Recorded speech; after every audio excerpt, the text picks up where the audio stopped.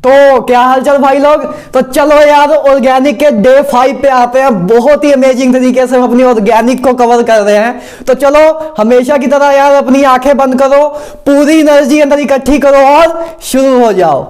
तो गाइस चलो शुरू करते हैं, ज्योमेट्रिकल आइसोमेरिज्म को खत्म करते हैं। इस स्लाइड में बहुत ही इंटरेस्टिंग एग्जांपल लेके आया हूं जिससे आपके सारे फंडामेंटल क्लियर हो जाएंगे। चाहे जेई का क्वेश्चन हो, चाहे नीट का क्वेश्चन हो, चाहे एडवांस का हो, चाहे एम्स का हो, सारे खत्म हो जाएंगे। ठीक है ना। तो चलो स्टार्ट करते हैं। तो यार ठंड बहुत है, आप बताओ आपके उधर ठंड है कि नहीं। तो चलो फालतू की बातें बंद, चलो स्टार्ट करते हैं। तो गाइस देखो हमने ज्योमेट्रिकल आइसोमेरिज्म में काफी कुछ कर लिया था, अब इसकी थोड़ी एप्लीकेशन देखते हैं, है ना। तो चलो स्टार्ट करते हैं। पहले देखो मैंने कुछ और चीजें लिखी हैं। देखो ज्योमेट्रिकल आइसोमेर, जीआई में बताया था ना आपको, जीआई से डोनेट कर रहा हूं मैं। जीआई और ज्योमेट्रिकल आइसोमेरिज्म इन एलीन्स बात करते हैं। एलीन्स क्या होता है गाइस, देखो एलीन्स क्या होता है, compound having cumulative C double bond C. ओ एलीन्स क्या होते हैं गाइस, ओ कंपाउंड जिसमें डबल बॉन्ड सी बार बार रैपिटिवली रिपीट हो रहा हो। जैसे देखो डबल बॉन्ड लगातार आ रहे हैं, इनको बोलते हैं गाइस एलीन्स। इनको क्या बोलते हैं, एलीन्स। देखो इसमें डबल बॉन्ड कम्युलेटिव आ रहे हैं ना, तो इनको बोलते हैं गाइस एलीन्स। तो इनमें अब बात करेंगे कि ये ज्योमेट्रिकल आइसोमेरिज्म की बात करेंगे एलीन्स सिस्टम में। ठीक है गाइस, पहली बात समझ गए ना एलीन्स क्या होता है। अब देखो इसका पॉइंट देखो, पहले इसमें देखो क्या से आपको करना है। इसके आगे जैसे जैसे आप नीचे जाओगे और क्लैरिटी इंक्रीज होती जाएगी। तो पहले ना सोच लेना कि भैया इतना ही कराया भैया ने, ठीक है ना, सब कुछ कराऊंगा, कोई दिक्कत नहीं लेनी है। तो देखो ज्योमेट्रिकल आइसोमेरिज्म इन एलीन्स की बात करते हैं। तो देखो इसका फर्स्ट पॉइंट मैंने क्या लिखा जिससे आपका क्वेश्चन बहुत ईजी हो जाएंगे। देखो odd number of double bond exist geometrical isomerism. ठीक है गाइस, एलीन्स में क्या होगा गाइस, एलीन्स का ओ सिस्टम जिसमें odd number of double bond हो वो ज्योमेट्रिकल आइसोमेरिज्म शो करेगा। ठीक है, अभी देखना सब कुछ क्लियर होगा, बस वेट करते रहना। तो देखो और दूसरा पॉइंट मैंने क्या लिखा है, even number of double bond exist optical isomerism.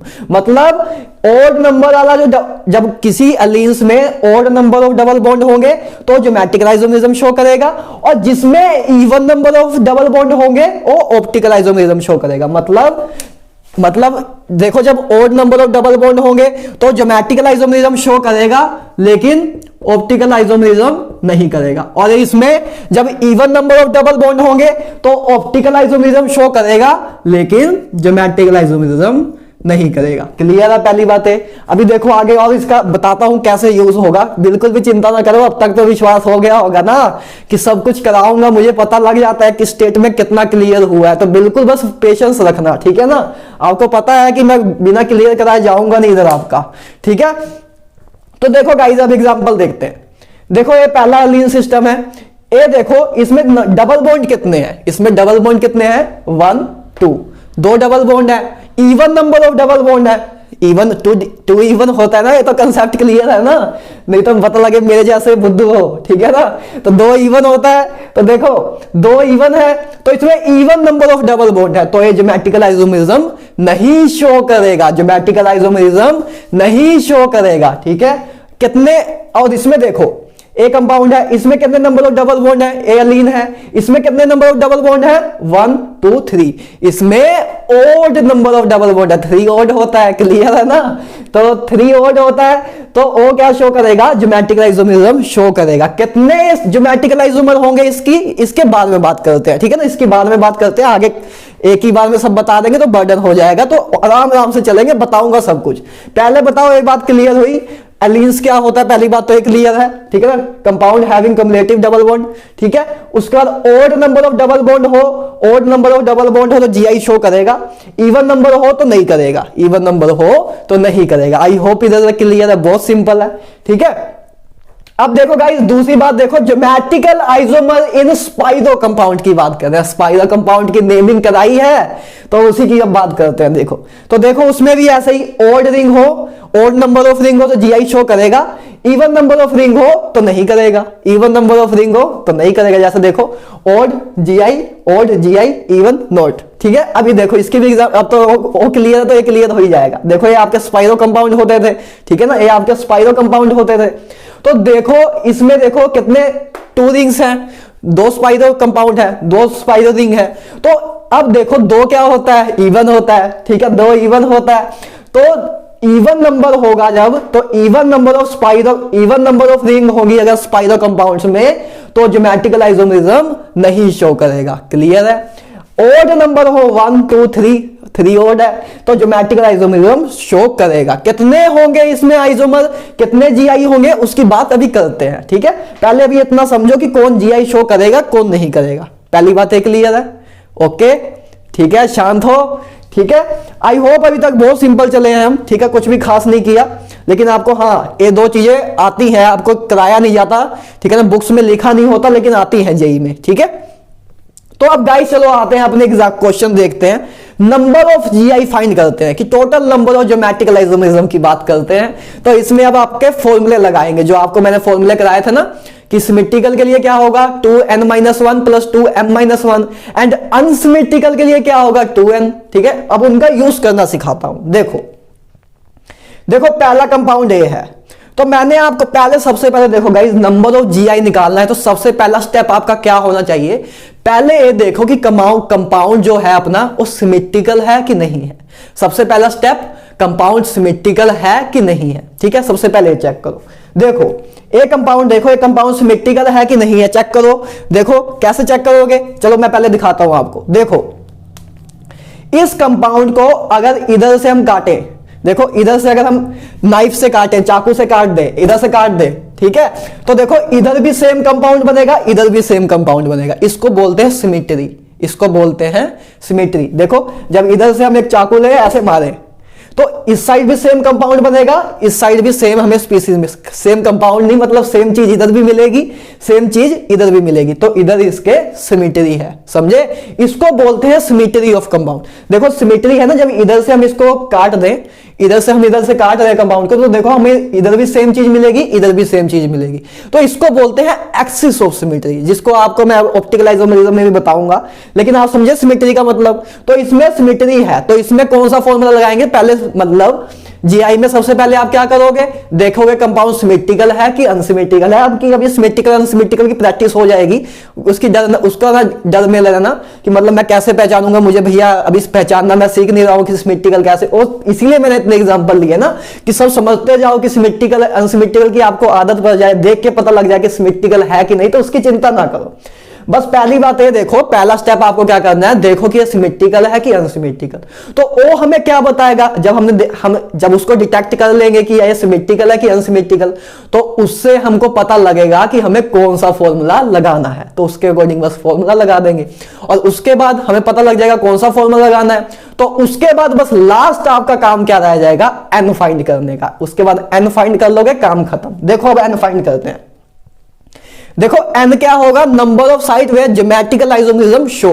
N आपको मैंने ये बताया था, number of sites where geometrical isomerism possible to show. ठीक है ना, तो देखो मैंने आपको बताया था डबल मतलब जीआई कब शो होता है, जब रिस्ट्रिक्टेड सिस्टम हो। तो देखो इधर से एक जीआई शो हो सकता है, एक देखो एक अपनी जीआई साइट, एक अपनी साइट ए है, एक अपनी, इसको गाइस साइट बोलते हैं, geometrical site, geometrical isomerism sites, मतलब जहां से जीआई शो होने के चांस हैं।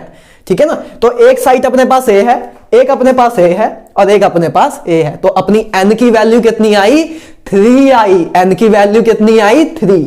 तो देखो पहली बात सिमेट्रिकल था, तो फॉर्मूला लगाएंगे ए वाला, फॉर्मूला लगाएंगे ए वाला, एंड 3 थे, 3 मतलब ओड, 3 मतलब ओड, तो m की वैल्यू क्या होगी, n+1/2। m की वैल्यू ओड के लिए क्या होगी, n+1/2, तो हमने वो लिख दिया। उसके बाद बस n अपना कितना था, n था अपना 3, क्योंकि अपने पास नंबर ऑफ ज्योमेट्रिकल साइट्स कितनी है, 1 2 3, तो हमने 3 पुट किया। देखो इसमें 3 पुट करोगे तो क्या आएगा, इसमें 3 पुट करो, जल्दी करो। 2 नहीं भैया आप ही कराओ, हम नहीं कर सकते कुछ, हम तो आराम से बैठ के देखेंगे बस आपको, अरे भाई कर लो कुछ तो करो। तो देखो 2⁻³ - 1, तो इधर 2 आ जाएगा, इधर आपका देखो इधर 2 आ जाएगा। देखो इधर जब आप 3 पुट करोगे तो 3 + 1/2 4, मतलब 4/2 आ जाएगा, इक्वल टू 2, 2 - 1 1। ठीक है, इधर 2 आ जाएगा, इसकी पावर 2 आ जाएगी, इधर 1 आ जाएगी, तो 2⁻², 2 स्क्वायर तो 4 ही होता है ना, तो 2 आपका 4 + 2 6 हो गया। तो ये आपका total number of geometrical isomer आ गए इसके। तो ऐसे आप total number of geometrical isomer निकालोगे। समझे?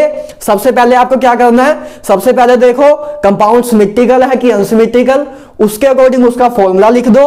उसके बाद देखो एन की क्या वैल्यू है, बस एन की वैल्यू पुट करो, दैट्स सोल्व। ठीक है, पहला समझ गए कैसे करना है। अब आगे देखो आपकी प्रैक्टिस कराते हैं, आपको पॉलिश करते हैं, चमकाते हैं आपको। तो देखो सेकंड कंपाउंड देखो, इसमें देखो, इसमें भी देखो 3 डबल बॉन्ड है, 1 2 3 डबल बॉन्ड है। तो इसमें अब देखो दूसरी बात है क्या है, एक क्या है अनसिमेट्रिकल है, एक क्या है अनसिमेट्रिकल है। तो अनसिमेट्रिकल में नॉर्मल सिंपल सा फॉर्मूला लगता है 2n।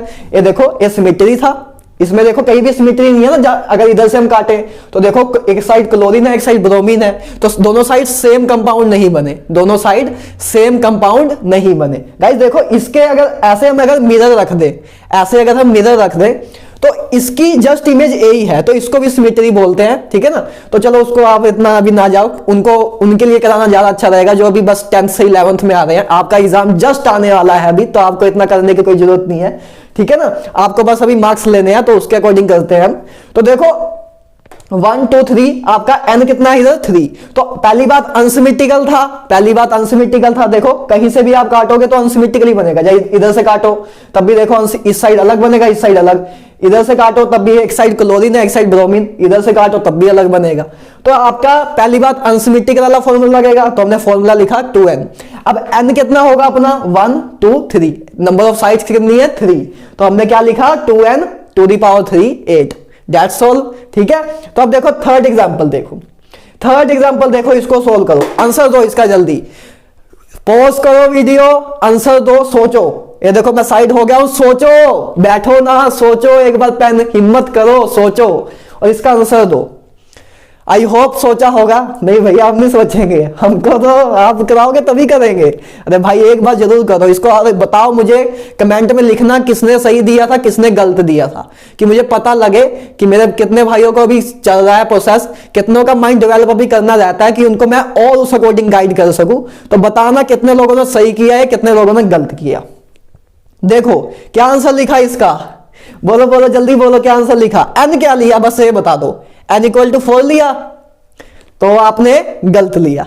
ठीक है ना, अब बताता हूं, देखो आपका इधर देखो, इधर आपका क्या है, n आपका 2 है, n आपका 2 है। ए आपके ज्योमेट्रिकल आइसोमर वाली साइड्स नहीं है। जीआई कब शो होता है, जीआई कब शो होता है, जब तो एक तो पहली बात डबल बॉन्ड हो और दूसरी बात उस डबल बॉन्ड से डिफरेंट ग्रुप अटैच हो। लेकिन भाई साहब इधर देखो डबल बॉन्ड से सेम ही एटम अटैच है, दोनों हाइड्रोजन ही अटैच है, दोनों डिफरेंट तो है नहीं, दोनों सेम अटैच है। तो ये जीआई नहीं शो करेगा, ये साइट जीआई वाली नहीं है, तो ए अपने नहीं है, समझे, ए भी नहीं है। देखो इसमें सेम बॉन्ड ही है, डिफरेंट ग्रुप होने चाहिए। मैंने आपको बताया था कि डिफरेंट ग्रुप होने चाहिए तभी जीआई शो करेगा। इसीलिए इस पॉइंट को जो मैं आपको अभी बताया इसमें नहीं ध्यान दिया कि आप गलती एक बार करो तो आपके माइंड में जाए, आपके दिल को दुख हो और वो चीज आपको समझ आए और हमेशा याद रहे। ठीक है ना, तो देखो इसमें देखो क्या था। अब देखो फर्स्ट एग्जांपल, वापस आओ। देखो इस कार्बन से देखो एक हाइड्रोजन ग्रुप लगा था और एक CH3 लगा था, मिथाइल ग्रुप। इसमें भी देखो एक हाइड्रोजन लगा था, एक दूसरा ग्रुप लगा था, तो ये दोनों डिफरेंट ग्रुप लगे थे दोनों कार्बन से, तो इस करके जीआई शो कर रहा था। ऐसे ही सेम इसमें एक हाइड्रोजन लगा है, एक ग्रुप कोई और लगा है, तो ऐसे सब में डबल बॉन्ड में हर एक डबल बॉन्ड कार्बन में 2 डिफरेंट ग्रुप लगे हुए थे। लेकिन इसमें क्या हुआ, इस डबल बॉन्ड में 2 डिफरेंट ग्रुप नहीं सेम ग्रुप लगे हुए थे, इस करके ए जो 2 डबल बॉन्ड हैं ये जीआई नहीं शो करेंगे। समझ रहे हो, ऐसे चलेगा अब काम। ठीक है ना, इसी को बस कहते हैं जेई एडवांस में से सब, और कुछ नहीं है जेई एडवांस। कुछ ऐसा हाइपर ना बना के रखना कि आपका जेई एडवांस पता नहीं क्या है कि कहां से आ गया। ठीक है ना, तो इसमें आपका आंसर क्या आएगा, देखो आपका n समझ आया आपको, n आपको समझ आया कितना होगा, n आपका होगा 2। और दूसरी बात सिमेट्रिकल है, सिमेट्रिकल तो देख पा रहे हो ना, सेम वही कंपाउंड लिया हमने, कौन सा लिया था, ए वाला, देखो सेम वही कंपाउंड है। जब इसको आप इधर से काटोगे तो देखो इस साइड भी सेम बनेगा, इस साइड भी सेम बनेगा, है ना। इधर से जब आप काटोगे तो इस साइड भी सेम रहेगा, इस साइड भी सेम रहेगा, तो सिमेट्रिकल है। तो सिमेट्रिकल के लिए आपका फॉर्मूला ए लगेगा। एंड n इक्वल टू अपना 2 है, तो m की वैल्यू क्या आएगी, n अगर अपना इवन हो तो m की वैल्यू क्या आएगी, n/2, तो n/2 लिख दिया। तो बस अब इसमें पुट कर दो, n आपका कितना है 2, तो इधर आ जाएगा 2⁻1, ठीक है, और इधर आ जाएगा आपका 2⁻0, तो that is our answer 3, that is our answer 3।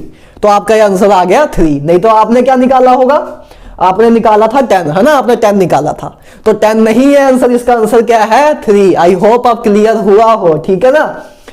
तो इसलिए हर एक पॉइंट की एक अपनी पावर है, एक अपना वैल्यू है, ठीक है ना, उसको समझते जाना। तो इसलिए क्वेश्चन करने से हमें पॉइंट्स याद हो जाते हैं, इसीलिए मैं कहता हूं कि 2:1 रखो। ऐसे ही नहीं बोल देता हूं कि कुछ भी कुछ नवा बोल दिया और निकल गया, ठीक है ना, कि कुछ दुनिया से अलग बोल दूं कि हाँ मैं मुझे कुछ मिल जाए देखने को, कि लोगों को लगे कि मैं यूनिक हूं। उसके लिए नहीं करता हूं, आपके रिजल्ट के लिए ही करता हूं। देखो जब तक आप क्वेश्चन नहीं करोगे तब तक आपको कंसेप्ट कैसे क्लियर होंगे, इसी को बोलते हैं जेई नीट, इसी को बोलते हैं जेई नीट। इसीलिए मैं बोलता हूं कि जेई और NEET is not a conceptual exam, it is application of concept exam. Application लग रही है ना, एप्लीकेशन देखो, अप्लाई करना सीख रहे हो तभी क्वेश्चन होंगे, समझे। इसलिए वैसे ही कोई चीज नहीं बोल रहा हूं, एक्सपीरियंस से बोल रहा हूं, तो जो मैं बोल रहा हूं उसको कोशिश करो कि बिलीव कर लो, ठीक है ना। तो आपका ये हो गया क्वेश्चन। अब देखो फोर्थ क्वेश्चन देखो, अब देखो ए सिस्टम देखो, इसका आपको बताना है नंबर ऑफ जीआई कितने हैं। तो देखो सबसे पहले ए सिस्टम देखो, ए सिस्टम क्या है, अलीन सिस्टम। अलीन है, इसमें कितने नंबर ऑफ डबल बॉन्ड है, 2। Even number of double bond है, even number of double bond हो तो जीआई नहीं शो करेगा, तो जीआई नहीं शो करेगा। तो ए सिस्टम से हमें कोई भी ज्योमेट्रिकल साइट नहीं मिलेगी, मतलब इस सिस्टम से हमें कोई भी ज्योमेट्रिकल साइट नहीं मिलेगी। अब इसकी आपको एप्लीकेशन बताई, देखो जब even number of double bond हो तो कोई भी जीआई नहीं शो करेगा। तो देखो ए एलीन सिस्टम था अपना, इसमें देखो डबल मतलब even number of double bond थे, तो ए साइड अपनी जीआई नहीं शो करेगी, ठीक है। तो बस ए ही साइड शो करेगी। देखो इसमें देखो डबल बॉन्ड है, दोनों ग्रुप इस कार्बन से भी डिफरेंट लगे हैं, इस कार्बन से भी एक हाइड्रोजन लगा है, एक डिफरेंट ग्रुप लगा है। तो ए बस एक ही पॉइंट है जहां से जीआई शो होगा। क्लियर है, तो इसलिए अलीन को पहले कराया कि ये चीजें क्लियर हो, समझ रहे हो, तो समझ रहे हो ना। देखिए वीडियो आपने कि नहीं। चलो 2n देखो 2n है, तो इसमें क्या है, पहली बात तो अनसिमेट्रिकल है, अनसिमेट्रिकल है ना। देखो कहीं से भी काटो, कहीं से भी काटोगे तो डिफरेंट ही मिलेगा, ठीक है ना, कहीं से भी काटो तो आपको डिफरेंट ही मिलेगा। इधर से काट दो, इधर से काट दो, इधर से काट दो, हर जगह से डिफरेंट ही मिल रहा है ना, हर जगह से डिफरेंट मिल रहा है, देख ही पता लग रहा है ना। देखो इधर से काटो, देखो इस साइड अलग है, इस साइड अलग है, इधर काट के ऐसे रख के देख लिया करो ना, हाँ तब भी क्लियर हो जाएगा, ठीक है। तो इसमें देखो अनसिमेट्रिकल है तो सिंपल फॉर्मूला 2n, तो n अपना कितना है 1 है, 3 ना लगा देना, समझ रहे हो ना। इसलिए लीन सिस्टम कराया कि आपको पता हुआ लीन्स होते क्या है। तो 2n that is our answer 2 आ गया, ठीक है। अब देखो एग्जांपल तो बहुत क्लियर हो जाएगी। देखो अब ए भी एक लीन सिस्टम है, लेकिन इसमें कितने नंबर ऑफ डबल बॉन्ड है, 3। Even odd number of double bond है। तो गाइज इसको हम एज ए एक सिस्टम लेते हैं, इसको हम एज ए एक सिस्टम लेते हैं। इसको ऐसा ना ले लेना कि अपने इधर N3 ज्योमेट्रिकल साइट है, एक तीनों डबल बॉन्ड मिला के एक ज्योमेट्रिकल साइट बना दी है। इधर इस एग्जांपल से आपको ए बताना था कि इसको तीन ना ले लेना ज्योमेट्रिकल साइट, एक पूरा सिस्टम है लीन का, एक पूरा लीन का सिस्टम एक साइड बना रहा है, ठीक है। तो अपना एक साइड ए हो गई। अब ज्योमेट्रिकल आइसोमरिज्म शो करेगा क्योंकि मतलब even odd number of double bond है, तो अब जीआई शो करेगा। तो एक इधर से आया, एक ज्योमेट्रिकल साइड अपनी ये तो थी जैसे इसमें थी, तो अपने पास अब जीआई कितने आया, अब अपने पास ज्योमेट्रिक देखो पहली बार और दूसरी बार अनसिमेट्रिकल तो है ही है, अनसिमेट्रिकल है ही है, कहीं से भी काटोगे सिमेट्री है नहीं। तो 2n to the square 4 that solve आपके 5 क्वेश्चन। आई होप क्लियर हो, ठीक है ना। तो अब देखो इस पे आते हैं, देखो अब तो बहुत सिंपल हो जाएगा काम। अब जब 5 क्वेश्चन कर लिए तो सब खत्म हो गया, ठीक है ना। बस थोड़ा थोड़ा और पॉलिश कर देते हैं, चलो तो देखो अब आपके आ गया स्पाइरो कंपाउंड। तो स्पाइरो कंपाउंड देखो even number of spiro compound है, तो ए साइड तो जीआई नहीं शो करेगी, ए साइड तो जीआई नहीं शो करेगी, मतलब ए साइड तो देखो ए जीआई नहीं शो करेगा, ए तो क्योंकि इवन नंबर है तो जीआई नहीं शो करेगा, बस यही साइड शो करेगी। तो एन की वैल्यू कितनी आई, एन की वैल्यू आई 1, तो अनसिमेट्रिकल है। दूसरी बात कहीं से भी काटोगे देखो सिमेट्री तो है नहीं, तो 2 दी पावर n आया तो 2 आ गया, तो 2 दी पावर मतलब n की वैल्यू 1 है तो इसमें 1 पुट करोगे तो 2 आ जाएगा। तो दैट्स ऑल। तो बहुत सिंपल एग्जांपल थी, ठीक है ना।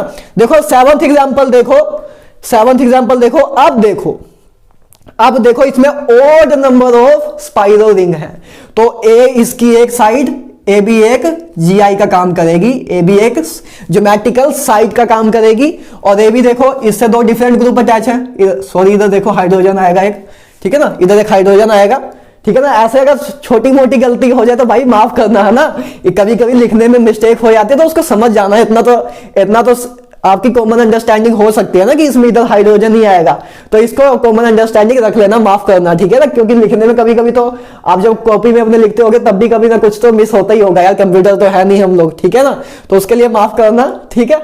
तो देखो इसमें देखो अब इसमें भी 2 डिफरेंट ग्रुप लगे हैं, ठीक है, इधर भी तो ये अपना जीआई की तरह काम करेगा, ठीक है, इधर भी देखो 2 डिफरेंट ग्रुप लगे हैं, ठीक है ना, इधर भी हाइड्रोजन आएगा, ठीक है ना, माफ करना, ठीक है। तो इसलिए इस चीजों को थोड़ा देख लेना, ठीक है ना। अगर कहीं ऐसी सिली मिस्टेक होगी, मतलब प्रिंटिंग में लिखने में मिस्टेक हो तो उसको समझ, आप कॉमन सेंस से समझ सकते हो ना कि इधर हाइड्रोजन तो आएगा ही, नहीं तो उसकी वैलेंसी कैसे पूरी होगी। तो ये आपके 3 जीआई है, देखो 3 ज्योमेट्रिकल साइट है और अनसिमेट्रिकल है, ये अनसिमेट्रिकल है, तो इसमें हम फॉर्मूला देखो ये क्या है, सिमेट्रिकल है, ये सिमेट्रिकल है। देखो इधर से काट दो जल्दी लो, काट दो, देखो इधर से काटो, देखो इधर से काटो, देखो क्या आएगा, इधर भी सेम, इधर भी सेम, इधर भी सेम, इधर भी सेम, तो ये क्या है, सिमेट्रिकल है। तो सिमेट्रिकल में कॉम्प्लेक्स वाला फॉर्मूला लगता है, ठीक है ना, सिमेट्रिकल में कॉम्प्लेक्स वाला फॉर्मूला लगता है। तो 2n-1 एंड कितने ना, n की वैल्यू क्या है, n की वैल्यू 3 है, 3 क्या होता है, ओड होता है, तो m क्या आएगा, n+1/2, तो बस ये n+1/2 आ जाएगा m की जगह, ठीक है। तो बस आपने उसके बाद 3 पुट किया, n की वैल्यू 3 पुट किया, तो आपका आंसर आया 6। तो वेरी सिंपल, ठीक है ना। आप अगर ये समझ गए तो आप अलीन को जैसे एक सिस्टम मानते थे तो इसको भी एज एक सिस्टम मानते, तो इधर से आपको अब तक इंडिकेशन मिल गई होगी, है ना। तो चलो अब 8th क्वेश्चन करो, इसका आंसर दो, मुझे जल्दी आंसर दो। आप सोचने लग गए होंगे भैया कि भैया ने अब कहा आंसर देने को, तो मतलब कुछ तो गड़बड़ है। तो बताओ इसका आंसर क्या लिखा, जल्दी बोलो। इसका आंसर 4 लिखा तो गलत लिखा भाई, क्यों, अब गलत नहीं होना चाहिए था, ठीक है। देखो एक तो ज्योमेट्रिकल साइट है तो है ही है, ये ज्योमेट्रिकल साइट है, ये क्या है, अलीन का सिस्टम है, 2 डबल बॉन्ड है, 2 डबल बॉन्ड है। देखो odd number of double bond है तो जीआई तो पहली बात शो नहीं करेगा, odd number of double bond है तो जीआई तो पहली बात नहीं शो करेगा। चलो मान लो, चलो छोड़ो, एक और लो, इधर इस क्वेश्चन को और थोड़ा और बनाते हैं, इसको ऐसे बनाते हैं। लो अब बताओ अब इसका आंसर क्या होगा, अब बताओ इसका आंसर अब क्या होगा, जल्दी बताओ। 4 लिखा कि 2 लिखा, जिन्होंने 4 लिखा तो जाके डूब के मर जाओ, ठीक है, अब तो करा चुका हूं। देखो ए जीआई शो करेगा, ए जीआई शो करेगा, ए जीआई शो करेगा, अलीन सिस्टम है, 3 है डबल बॉन्ड, तो यस भैया करेगा। अरे बेवकूफो, odd number of double bond है तो जीआई शो करेगा, लेकिन भाई साहब इसमें इसका डिफरेंट ग्रुप तो होने चाहिए। इसके देखो इसने सेम ग्रुप से ही कनेक्ट की, दोनों बॉन्ड हाइड्रोजन से बनाए हैं, तो ये साइट जीआई नहीं होगी, ये साइट जीआई नहीं होगी। उसमें odd number of double bond तो है, लेकिन तब भी डिफरेंट ग्रुप होना तो जरूरी है ना, तो हमने जीआई की स्टार्टिंग में ही लिखा था, तो ए जीआई नहीं शो करेगा, बस एक ही पॉइंट है। तो 2 the power 1 that is our answer 2। I hope clear हो, ठीक है ना। तो चलो अब नेक्स्ट पे आते हैं। अब देखो इधर आपको एक चीज और करानी है, तो एक चीज क्लियर है ना, 8 तक क्लियर है। तो अब देखो 9th एग्जाम्पल देखो, साइक्लो अल्केन्स की मैंने बात की थी, तो उसका साइक्लो अल्केन का अब एक आपको एप्लीकेशन सिखानी है, ठीक है ना। इसीलिए थ्योरी से ज्यादा इंपॉर्टेंट मैं मानता हूं एप्लीकेशन को। तो देखो एप्लीकेशन देखो, ये देखो अपना साइक्लो अल्केन है। तो गाइस साइक्लो अल्केन जो होते हैं वो जीआई साइट तब होते हैं जब उसमें कार्बन, उसमें जो ग्रुप अटैच है, ग्रुप जो अटैच मतलब उस कार्बन से अगर ग्रुप अटैच हो जो sp3 हाइब्रिडाइज हो, तब वो साइक्लो अल्केन को हम जीआई साइट मानते हैं। आई होप आपको नहीं क्लियर हुआ होगा, तो मैं बताता हूं। तो देखो एक कार्बन देखो, तो इस कार्बन में देखो अब एक कार्बन क्या है, sp3 हाइब्रिडाइज है, एक कार्बन sp3 हाइब्रिडाइज है। तो इसका मतलब जब साइक्लो अल्केन के साथ, साइक्लो अल्केन के उस कार्बन से, मतलब साइक्लो अल्केन के जिस कार्बन से ग्रुप अटैच है, और जब sp3 हाइब्रिडाइज होगा तभी ये साइक्लो अल्केन रिंग अपनी जीआई की तरह काम, जीआई साइट की तरह काम करेगी। तो देखो ये दोनों अपने कार्बन जो है sp3 हाइब्रिडाइज है, तो ए अपनी रिंग जीआई की तरह काम करेगी, ये अपनी रिंग जीआई की तरह काम करेगी। देखो मैंने आपको बताया था साइक्लो अल्केन जीआई शो करते हैं तो ऐसे करते हैं। तो अब देखो एक तो साइट अपने पास ए है, एक साइट अपने पास ए है, ठीक है, एक साइड अपने पास ए है। तो ये अनसिमेट्रिकल है तो साफ दिख रहा है, तो बहुत सिंपल है। तो 2 the power n to the square, ठीक है, अपना आ गया 4। अब देखो इसमें देखो, अब थोड़ा और क्लियर होगा। अब देखो एक जो ग्रुप देखो साइक्लो अल्केन में, साइक्लो अल्केन के जो ग्रुप हैं वो देखो sp2 कार्बन से अटैच है। देखो इसकी डबल बॉन्ड की हाइब्रिडेशन क्या होती है, sp2, डबल बॉन्ड की हाइब्रिडेशन क्या होती है, sp2, और इसकी sp3। तो देखो जब डबल बॉन्ड से अटैच हो ग्रुप तो ए एक्टिव साइट की तरह ज्योमेट्रिकल साइट का काम नहीं करेगी। बस ये चीज समझानी थी कि जब साइक्लो अल्केन, वैसे तो इसको साइक्लो अल्कीन भी बोल सकते हो ना, लेकिन चलो कोई बात नहीं। तो देखो जब साइक्लो रिंग हो तो, और वो जब ग्रुप उसके साथ जो ग्रुप अटैच है उस रिंग से वो sp3 हाइब्रिडाइज हो, तब वो ज्योमेट्रिकल साइड का काम करेगी। जब sp2 से कनेक्ट है तब नहीं करेगी, बस sp3 होगा तभी करेगी। sp होता तब भी ना करती, sp मतलब जैसे ट्रिपल बॉन्ड होते तब भी ना करती, ठीक है ना। तो बस sp3 होगा तभी काम बनेगा, ठीक है। तो ये आपको साइक्लो अल्केन में समझाना था, तो इसको क्वेश्चन के तरह समझा सकते हैं, ज्यादा क्लियर होगा, ठीक है ना। जैसे मैंने पहले आपको लाइन बताई तो आपको उतना क्लियर नहीं होगा, एप्लीकेशन समझाऊंगा तभी क्लियर होगा। तो देखो इसमें जीआई के, अब इसमें कितनी साइट रहेगी, एक ही रहेगी, ए अपनी जीआई की तरह काम नहीं करेगा। तो अपना n की वैल्यू कितनी आएगी, 1, अनसिमेट्रिकल है, क्लियर दिख रहा है, 2 आपका आंसर आ गया, ठीक है। तो ये आपके 10 एग्जांपल मैंने करा दिया, आई होप आपके इसमें कंसेप्ट क्लियर हुए हो। अब गाइस आपको कुछ स्पेशल केसेस बताने हैं। देखो स्पेशल केसेस में जो मैंने पहले 2 एग्जांपल दिए हैं आपको, एज इट इज आपको याद रखनी है इनकी वैल्यू। क्यों भैया, क्योंकि ये इनमें फॉर्मूले यूज नहीं, इसमें जो फॉर्मूले जो हमने किए हैं सारे ये वैलिड नहीं हो पाते। तो इसमें अब इधर आके टीचर्स स्टूडेंट के माइंड में कंफ्यूजन क्रिएट करते हैं, लेकिन मैं आपके माइंड में कंफ्यूजन बिल्कुल भी नहीं रखूंगा। इधर आके टीचर एक कमेंट करते हैं कि अब आप क्या करो, अब आप इधर आके टीचर आपको वार्न करते हैं कि हमेशा फॉर्मूले से आपका आंसर सही नहीं आता। लेकिन मैं ये चीज आपको नहीं कहूंगा क्योंकि ये आपके माइंड में कंफ्यूजन डालती है। मैं आपको क्या कह रहा हूं, आपके सिलेबस में जहां तक मैंने देखा है आपके सिलेबस में A2 है, इसके अलावा कुछ नहीं है। A2 आपके सिलेबस में है, तो इन दोनों का याद रख लो, बाकी जितने भी क्वेश्चन आएंगे उसमें आपने अपने अकॉर्डिंग करना है, इस फॉर्मूले के अकॉर्डिंग करना है। कंफ्यूजन क्लियर, जितने भी क्वेश्चन आए आपके उसमें आपने फॉर्मूले ही लगाने हैं, बस ये 2 को याद रख लेना। इन दोनों का ऐसे कंसेप्ट है कि क्यों अलग आता है, लेकिन उसमें अभी हम नहीं जाएंगे क्योंकि वो आपके काम के नहीं है, थोड़ा हाई लेवल में चले जाते हैं तो उसमें आपको मजा भी नहीं आएगा और आपके काम के भी नहीं है। तो आपको बस इन दोनों के नंबर याद रख लेने हैं। देखो पहला क्या, इसकी नेमिंग क्या होगी, इसकी नेमिंग क्या होगी 1 2 3 trichloro cyclopropane, 1 2 3 trichloro cyclopropane. I hope naming तो क्लियर हो। तो इसके ऐसे गाइस देखो जीआई कितने होने चाहिए थे, इसके देखो अगर फॉर्मूले के अकॉर्डिंग देखते तो इसके देखो इधर से एक्स मतलब सिमेट्री है। देखो इधर से अगर काटें तो देखो दोनों साइड सेम चीज मिल रही है, दोनों साइड से इधर भी क्लोरीन मिल रहा है, इधर भी क्लोरीन मिल रहा है, और इधर आधा चला जाएगा, मतलब ये तो इसके वैसे एक्सिस पे ही आ गया, ठीक है ना। तो इस साइड देखो, इस साइड भी सेम है, इस साइड भी सेम है, तो इसमें सिमेट्री है, इसमें सिमेट्री है। तो इसमें अगर फॉर्मूले के अकॉर्डिंग करते तो 2n - 1 2n + 1 बाय 2 - 1 ये फॉर्मूला लगाते हैं।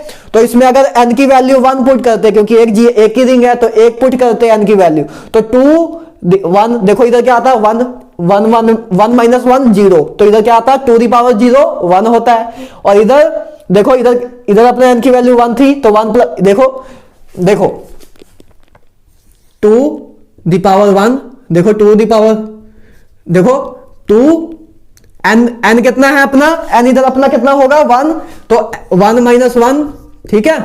एंड अपना देखो अब अपना और था, इसलिए हमने m क्या लिया, n + 1 बाय 2, n + 1 बाय 2 लिया। तो देखो अब इसमें n की वैल्यू कितनी आ जाएगी 2 दी पावर 2 - 1, तो देखो आपका आया 2 दी पावर 0 2 दी पावर 0, तो 1 1 आपका आया 2। तो भैया आपने कहा ये तो सेम ही आया, फॉर्मूले से भी सेम आया, ऐसे भी सेम आया, तो ए वैसे जो आपका फॉर्मूले से बाय डिफॉल्ट सही आया, बाय डिफॉल्ट सही आया, लेकिन ये बिना फॉर्मूले के हमने देखा था, इसको हमने जब स्टडी किया तब हमें पता लगा था कि अच्छा ये 2 है, ठीक है ना। ये बाय डिफॉल्ट फॉर्मूले से सही आया है, लेकिन हमने एज ए एक्सपेरिमेंटल देखा था तो इसका 2 था, ये बाय डिफॉल्ट आया गाइस। इसमें ये जो हमने देखो, हमने जो फॉर्मूले से निकाला, फॉर्मूले से 2 निकाला, वो उस फॉर्मूले के अकॉर्डिंग 2 नहीं आया था, ये हमने बस जब हमने एक्सपेरिमेंटली देखा था, या इसको हमने जब ऑब्जर्व किया था इस कंपाउंड को, तब उसमें 2 आ रहा था, उसको हमने फॉर्मूले से नहीं निकाला था। तो इसलिए केस मैंने स्पेशल बनाया कि ये बाय फॉर्मूला नहीं आया, ये वैसे आया, ठीक है ना, वैसे आया, एक्सपेरिमेंटल देख के, उसको ऑब्जर्व करके, उसकी बॉन्ड कैसे कैसे है, उसकी सिमेट्री को ऑब्जर्व करके आया है फॉर्मूला, इसलिए मैंने इसको इधर लिया। लेने को मैं इधर भी ले सकता था, क्योंकि एक क्वेश्चन इससे भी हो जाता, लेकिन मैंने इसलिए लिया कि आपको थोड़ी नॉलेज हो कि ये जो इसका जो आंसर है ये आपका फॉर्मूले से नहीं आया, ठीक है ना, इसका आंसर जो है आपका फॉर्मूले से नहीं आया, ठीक है। तो पहली बात अनसिमेट्री, इसमें क्या थी, सिमेट्री थी, इसमें सिमेट्री थी, तो देखो सिमेट्री थी तो हमने लगाया यही फॉर्मूला लगेगा, पहली बात तो ये फॉर्मूला लगेगा। तो इसमें देखो हमने वो पुट किया तो अपना 0 0 आया, तो अपना 2 आया। तो लेकिन बस इसमें मैंने आपको बताना होता, जो मैं आपको बता चुका हूं, बार बार वो बात बोलने में मजा नहीं आएगा, ठीक है ना। अब इसमें देखो इसकी नेमिंग क्या होगी, 1 2 3 4 टेट्राक्लोरोबुटेन, टेट्राक्लोरोसाइक्लोबुटेन। तो इसके टोटल नंबर ऑफ आइसोमर कितने होंगे, GI 4 होंगे, इसके कितने GI होंगे, 4 होंगे। तो देखो इसका अगर इसमें आप फॉर्मूला लगाते, इसमें भी आप यही फॉर्मूला लगाते, इसमें भी आप यही फॉर्मूला लगाते, तो आपका आंसर आता तब भी 2, इसमें भी लगाते तब भी 2 आता, क्योंकि एक ही रिंग इसमें भी है, तो इसमें लगाते तब भी 2 आता, लेकिन इधर आंसर कितना है 4, इसलिए दोनों एग्जांपल मैंने इधर ली। नहीं तो काफी लोगों को तो लग रहा होगा क्यों भैया वैसे सिली सा कंसेप्ट बना दिया कि इधर इसमें फॉर्मूला लग तो रहा है, क्यों लिया इसको इधर, तो इसके लिए लिया कि आपको दोनों एक जैसी चीजें हैं तो याद रह जाए, तो दोनों इनको स्पेशल केस में ही कराते हैं, ठीक है ना। तो आई होप इधर तक क्लियर हो गया हो। तो अब देखो, अब नीचे ही चीजें वैसे कुछ याद करने वाली नहीं है, ये दोनों को बस याद रखना, ठीक है, बाकी काम आपको हो जाएगा ये, लेकिन कुछ अच्छे क्वेश्चन है। तो देखो सबसे पहले अब इसमें देखो इसका GI देखो कितना हो गया, इसमें बस देखो पहली बात तो अनसिमेट्रिकल है तो देख के पता लग रहा है।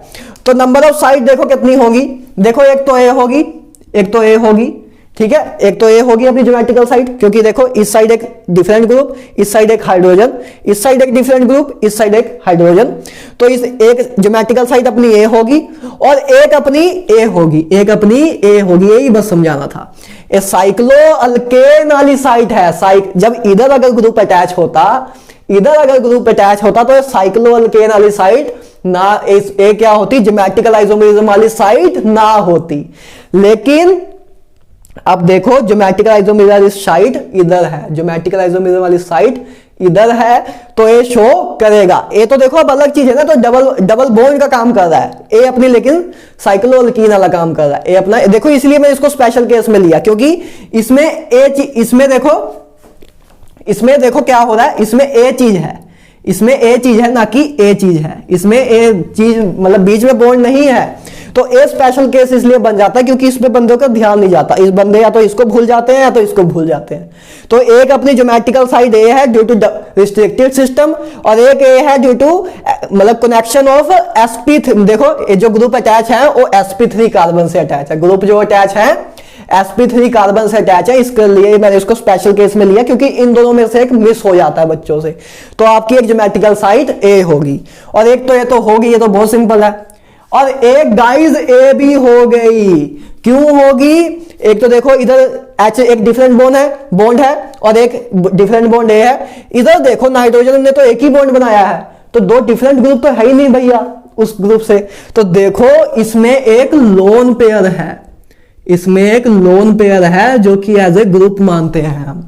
तो इसमें भी दो डिफरेंट ग्रुप ही है, तो इसलिए इसने भी दो डिफरेंट ग्रुप की कंडीशन को वैलिड किया, इसलिए स्पेशल केस बन जाता है। क्योंकि इसमें दोनों चीजें देखो, पहले आप या तो गलती इधर कर सकते हो, बाद में गलती इधर भी कर सकते हो कि दो ग्रुप तो लगे नहीं है भैया, इस तो गलत हो गया।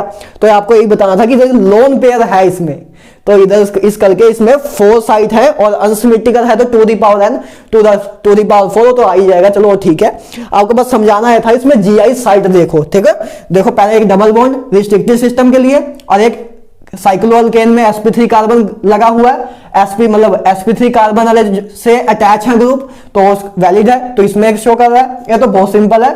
और इसमें क्यों शो कर रहा है? क्योंकि इसमें दो डिफरेंट ग्रुप क्या है, एक लोन पेयर है और एक OH है, तो ये दो डिफरेंट ग्रुप हैं, ठीक है। तो ये आपका हो गया। तो गाइस लास्ट एग्जांपल देखो GI की, इसके बाद सब कुछ ओवर हो जाएगा। कोई भी क्वेश्चन कर लेना, आपसे सब हो जाएंगे, ठीक है ना। तो ये देखो ये GI शो करेगा कि नहीं बताओ। देखो इसमें कितने रिंग है, 1 2 3 4 5, तो ओड नंबर ऑफ रिंग है, ओड नंबर ऑफ रिंग है तो GI शो कर रहा है। तो इसका आंसर क्या आएगा, टू दी पावर 1 आएगा, जो कि गलत होगा, जो कि गलत होगा। क्यों गलत होगा? क्योंकि इसमें सेम ग्रुप ही लगा हुआ है, एक ही ग्रुप लगा हुआ है, जो कि दो डिफरेंट ग्रुप होने चाहिए थे। देखो इसके इस साइड तो दो डिफरेंट ग्रुप हैं, देखो ये पूरी अपनी ज्योमेट्रिकल साइड है, ये पूरी अपनी ज्योमेट्रिकल साइड है। तो इसके एक साइड तो दो डिफरेंट ग्रुप लगे हैं, लेकिन एक साइड एक ही ग्रुप लगा है, एक साइड एक ही ग्रुप लगा है। तो ये अपना GI नहीं शो करेगा, GI शो ही नहीं करेगा। ये कंपाउंड अपना GI की कंडीशन नहीं वैलिड कर रहा, तो शो क्यों करेगा? समझे? तो ये आपका सारा कंसेप्ट हो गया, इसके अलावा कुछ भी नहीं है GI में। एवरीथिंग इज क्लियर नाउ, ठीक है। तो आई होप यार आपको GI बहुत स्ट्रॉन्ग हो गया हो, आपका आज आपका कॉन्फिडेंस बूस्ट हुआ हो, ठीक है ना। तो इसको आप स्क्रीनशॉट लो, उसके बाद ऑप्टिकल आइसोमेरिज्म करते हैं, देखते हैं कितना ऑप्टिकल आइसोमेरिज्म हम कर पाते हैं आज। तो चलो इसका स्क्रीनशॉट लो, ले लो। तो हाँ भाई लोग, तो चलो यार ऑप्टिकल आइसोमर करते हैं, अपना लास्ट टॉपिक करते हैं पूरे आइसोमर का, ठीक है ना आज। मतलब लेकिन इस स्लाइड में बस इस स्लाइड में आपका काफी कुछ कवर हो जाएगा, लेकिन इसके बाद फाइनल लेक्चर एक और बनाना पड़ेगा अपने को आइसोमर में। अगर इधर ही कर दिया तो बहुत बड़ा लेक्चर हो जाएगा। तो ये इसकी स्लाइड आज एक देखो और एक नेक्स्ट लेक्चर देख लेना, उसके बाद आपका पूरा आइसोमर खत्म हो जाएगा। क्योंकि मैं चाहता नहीं हूं कि जल्दी जल्दी करा दूं कि आपको समझ ना आए कुछ, इसलिए करा आराम से रहा हूं, लेकिन कॉन्साइज वे में लेके आ रहा हूं कि आपको मजा आए, ठीक है ना।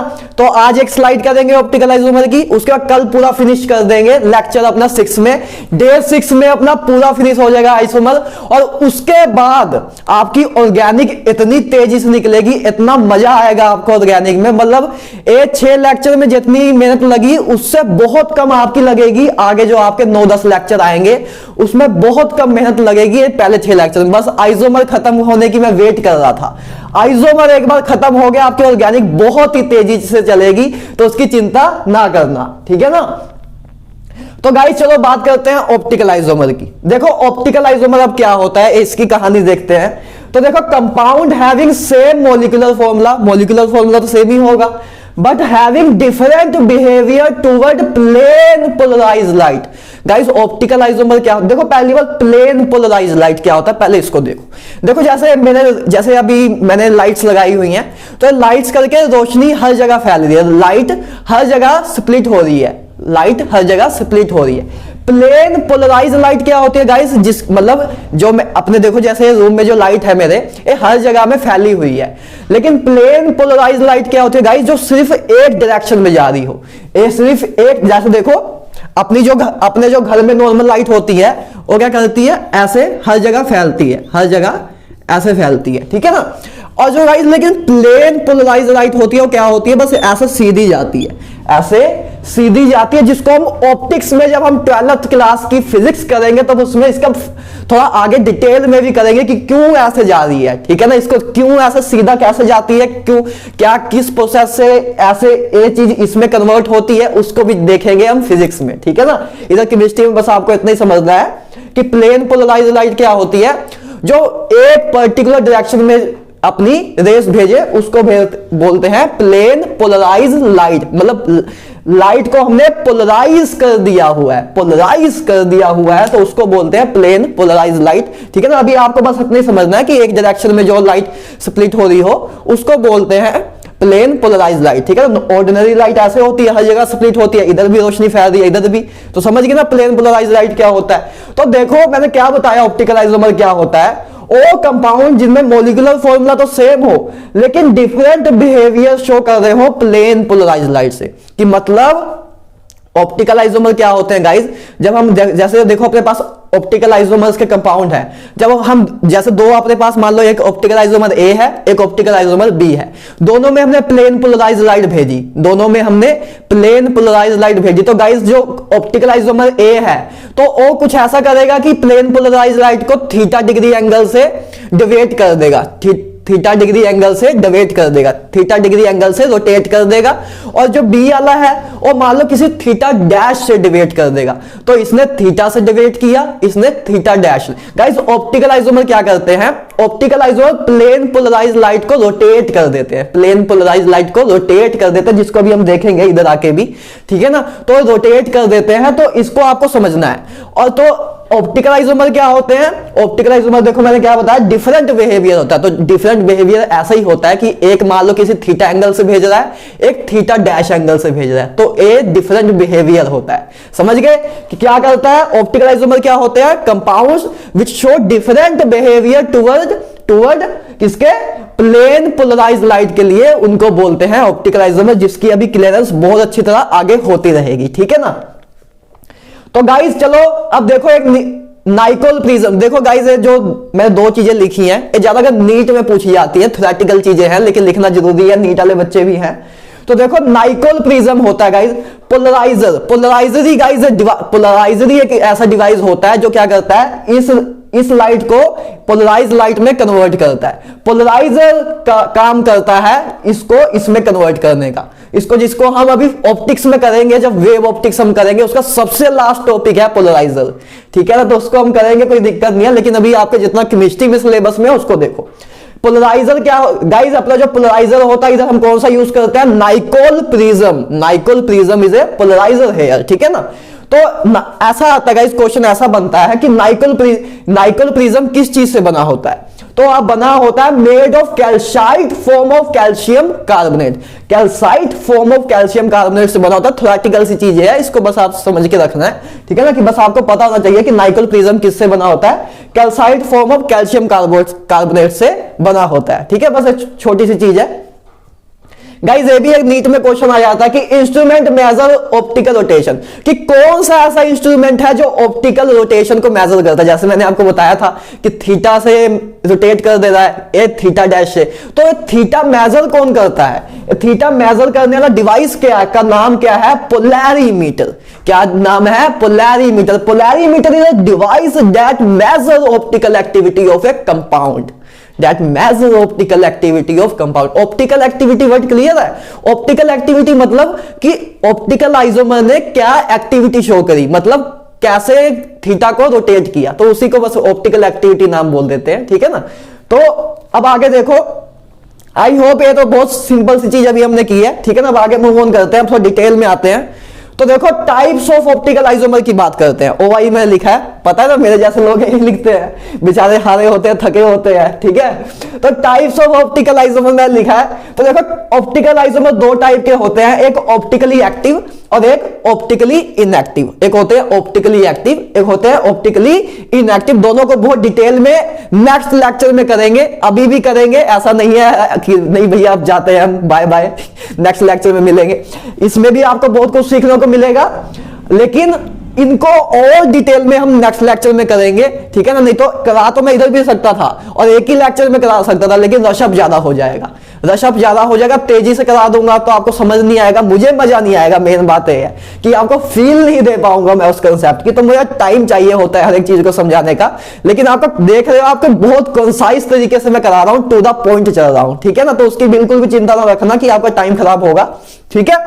तो चलो देखो, ऑप्टिकली एक्टिव कंपाउंड, देखो दो तरह के ऑप्टिकल आइसोमर होते हैं, एक ऑप्टिकली एक्टिव और एक ऑप्टिकली इनएक्टिव। देखो ऑप्टिकली एक्टिव कंपाउंड आगे दो टाइप के होते हैं, और एक होता है डेक्स्ट्रो-रोटेटरी, एक होता है लिवियो-रोटेटरी। एक होता है डेक्स्ट्रो-रोटेटरी, ठीक है ना, डेक्स्ट्रो, कई लोगों को बोलने में प्रॉब्लम होती है तो इसको बोलते हैं डेक्स्ट्रो-रोटेटरी और इसको बोलते हैं लिवियो-रोटेटरी, ठीक है। और ऑप्टिकली इनएक्टिव क्या होते हैं, मीजो कंपाउंड, जिसको हम देखेंगे, बहुत आराम से देखेंगे, कोई दिक्कत नहीं है, बस नेक्स्ट लेक्चर का वेट करना, सब कुछ खत्म हो जाएगा, ठीक है ना। तो डेक्स्ट्रो-रोटेटरी गाइस क्या होता है, जो देखो रोटेट, पीपीटी नहीं पीपीएल आएगा, पीपीटी कहां से आ गया इधर, पीपीएल, रोटेट पीपीएल। पीपीएल मतलब मेरे जैसे थके हुए लोग लिखते हैं प्लेन पोलराइज्ड लाइट को पीपीएल, ठीक है ना। आपको बुक्स में भी दिख जाएगा पीपीएल ही लिखते हैं, वो बेचारे थके होते हैं असल में, ठीक है। तो चलो, डेक्स्ट्रो-रोटेटरी क्या होता है गाइस, ओ कंपाउंड, ओ ऑप्टिकल आइसोमर जो रोटेट करते हैं प्लेन पोलराइज्ड लाइट को राइट डायरेक्शन में। देखो प्लेन पोलराइज्ड लाइट ऐसे आ रही है, उसको अगर राइट डायरेक्शन में रोटेट हो कर दे, जो कंपाउंड प्लेन पोलराइज्ड लाइट को राइट डायरेक्शन में रोटेट कर दे, उसको बोलते हैं डेक्स्ट्रो-रोटेटरी। उसको क्या बोलते हैं, डेक्स्ट्रो-रोटेटरी। देखो जैसे ये है, जैसे देखो, जैसे ये गया कंपाउंड, ए अपनी प्लेन पोलराइज्ड लाइट थी, ए अपनी प्लेन पोलराइज्ड लाइट थी, मान लो ये साइड अपनी राइट है, ए अपनी लेफ्ट है। तो अगर प्लेन पोलराइज्ड लाइट ऐसे रोटेट हो जाए, ए अपनी राइट साइड मैंने मानी है, ए मानी है लेफ्ट साइड, तो राइट साइड में अगर ऐसे रोटेट हो जाए, ऐसे देखो ऐसे जा रही है, और अगर राइट साइड में रोटेट हो जाए तो ओ अगर मतलब इधर कोई क्या नाम है, ऑप्टिकली एक्टिव कंपाउंड आ गया, ऑप्टिकली एक्टिव कंपाउंड आ गया जो इसको रोटेट कर रहा है राइट डायरेक्शन में, तो उसको बोलते हैं dextrorotatory. The optically active compound which rotate the plane polarised light in a right direction that is called dextrorotatory. Simple है, ठीक है। एंड गाइस लिवियो-रोटेटरी क्या होता है, जस्ट उसका उल्टा। लिवियो मतलब लेफ्ट, लिवियो मतलब एल से लेफ्ट, तो इसको याद रख लोगे तो अपने आप ही याद हो जाएगा, इसका उल्टा ही होता है। लिवियो मतलब लेफ्ट, डेक्स्ट्रो मतलब फिर राइट ही हो जाएगा, उसका ऑपोजिट कर दो बस। तो लिवियो-रोटेटरी क्या होता है, rotate PPL left, plane polarised light को लेफ्ट डायरेक्शन में रोटेट करता है। गाइस डेक्स्ट्रो-रोटेटरी को हम स्मॉल डी से डोनेट करते हैं, लिवियो-रोटेटरी को हम स्मॉल एल से डोनेट करते हैं, ठीक है ना। ये बस छोटी सी एक चीज बतानी थी। और एक ऑप्टिकली इनएक्टिव कंपाउंड होता है जिनको मीजो बोलते हैं, इसको हम आगे देखेंगे भी कि इसमें ऑप्टिकल एक्टिव क्यों हो जाता है, ऑप्टिकली इनएक्टिव क्यों होता है मीजो, इसको भी हम देखेंगे, इसका एक्चुअल फील लेंगे। तो अभी बस जितना जैसे जैसे सिस्टमैटिक करा रहा हूं वैसे वैसे करते जाना है आपको, ठीक है ना। तो अब देखो गाइस, बात करते हैं कंडीशन की for optical activity, condition for optical activity. देखो फर्स्ट कंडीशन क्या है, अब कंडीशन की बात करते हैं ना गाइस की आइसोमरिज्म अब शो करने के लिए कैसी कंडीशन होनी चाहिए, जैसे हमारे एक चीज में की है हमने। तो देखो फर्स्ट कंडीशन है काइरल कार्बन। काइरल कार्बन भैया अब क्या है, कौन सी नई चीज आ गई। काइरल कार्बन का गाइस मतलब होता है ओ कार्बन। वैसे तो इसमें एसिमेट्रिक स्पीसीज लिखते हैं ज्यादातर, मैं लिखता हूं एसिमेट्रिक स्पीसीज ज्यादा क्योंकि वो सब में वैलिड हो जाता है, लेकिन अपने सिलेबस में ज्यादातर काइरल कार्बन ही है। लेकिन आपको एक मैं क्वेश्चन कराऊंगा अमाइन इन्वर्जन का, अमाइन इन्वर्जन कराऊंगा जहां हम कार्बन नहीं यूज करते, लेकिन अभी चलो आप इतना ही मानो कि काइरल कार्बन है, ठीक है ना। नीट में मेंस में तो इधर तक ही रहेगा, एडवांस का भी बस एक छोटा सा टॉपिक अमाइन इन्वर्जन में थोड़ी सी डेफिनेशन अलग होती है, तो उसको भी देख लेंगे, ठीक है ना। तो देखो पहली कंडीशन क्या है, काइरल कार्बन।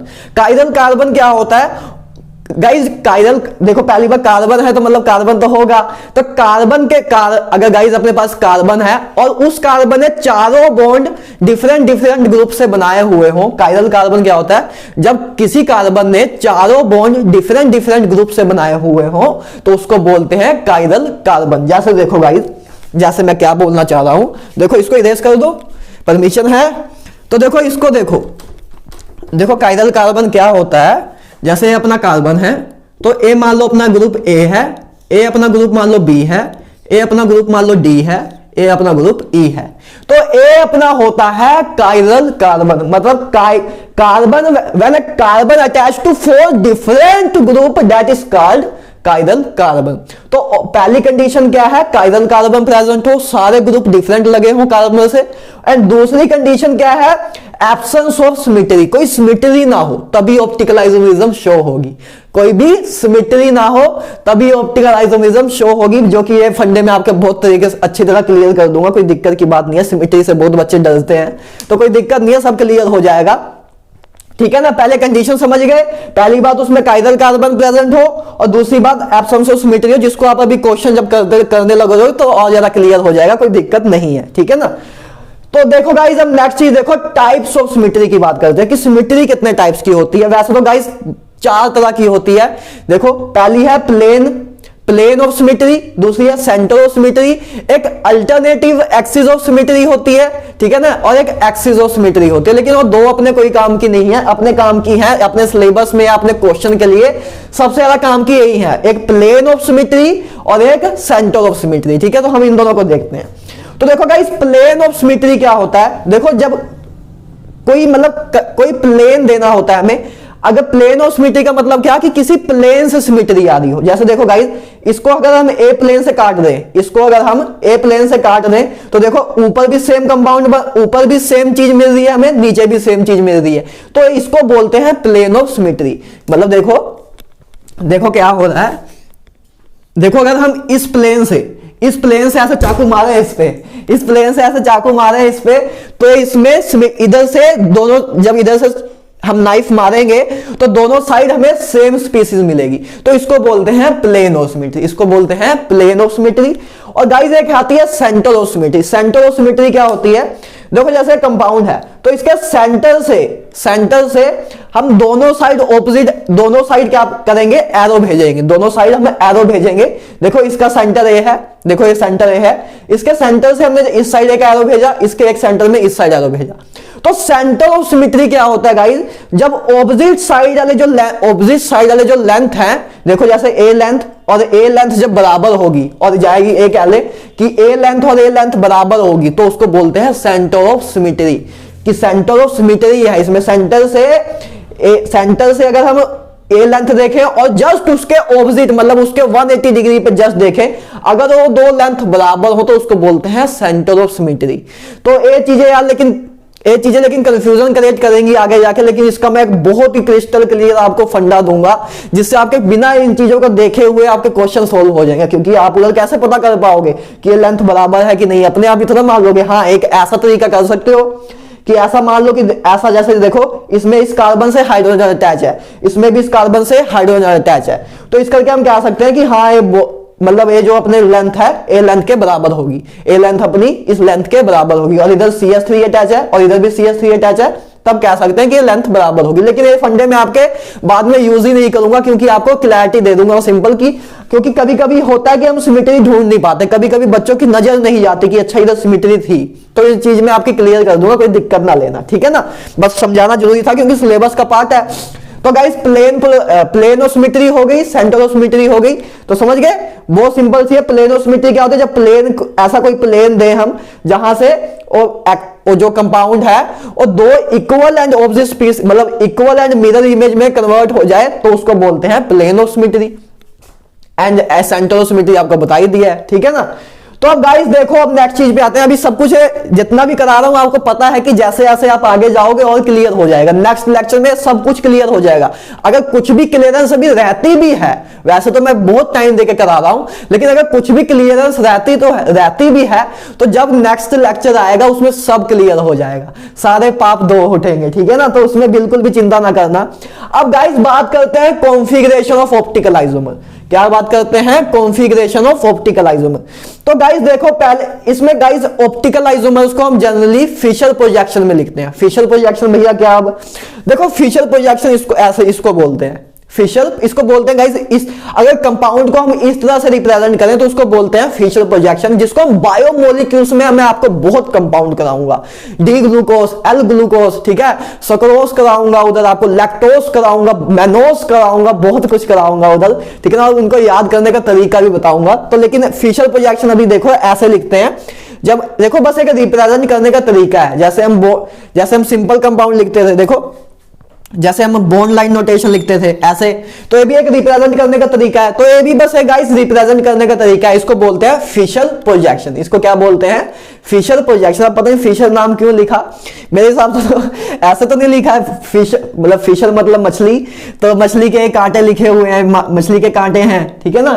तो पता नहीं मुझे क्यों लिखा है, बस मुझे ऐसा लगता है कि उसके मछली के कांटे हैं इसलिए लिखा हुआ है, तो वैसा शो करता है, पता नहीं, लेकिन ये सही बता रहा हूं मैं कि वैसे ही बता रहा हूं, ठीक है ना। तो चलो उससे हमें लेना देना भी नहीं है कुछ वैसे, ठीक है।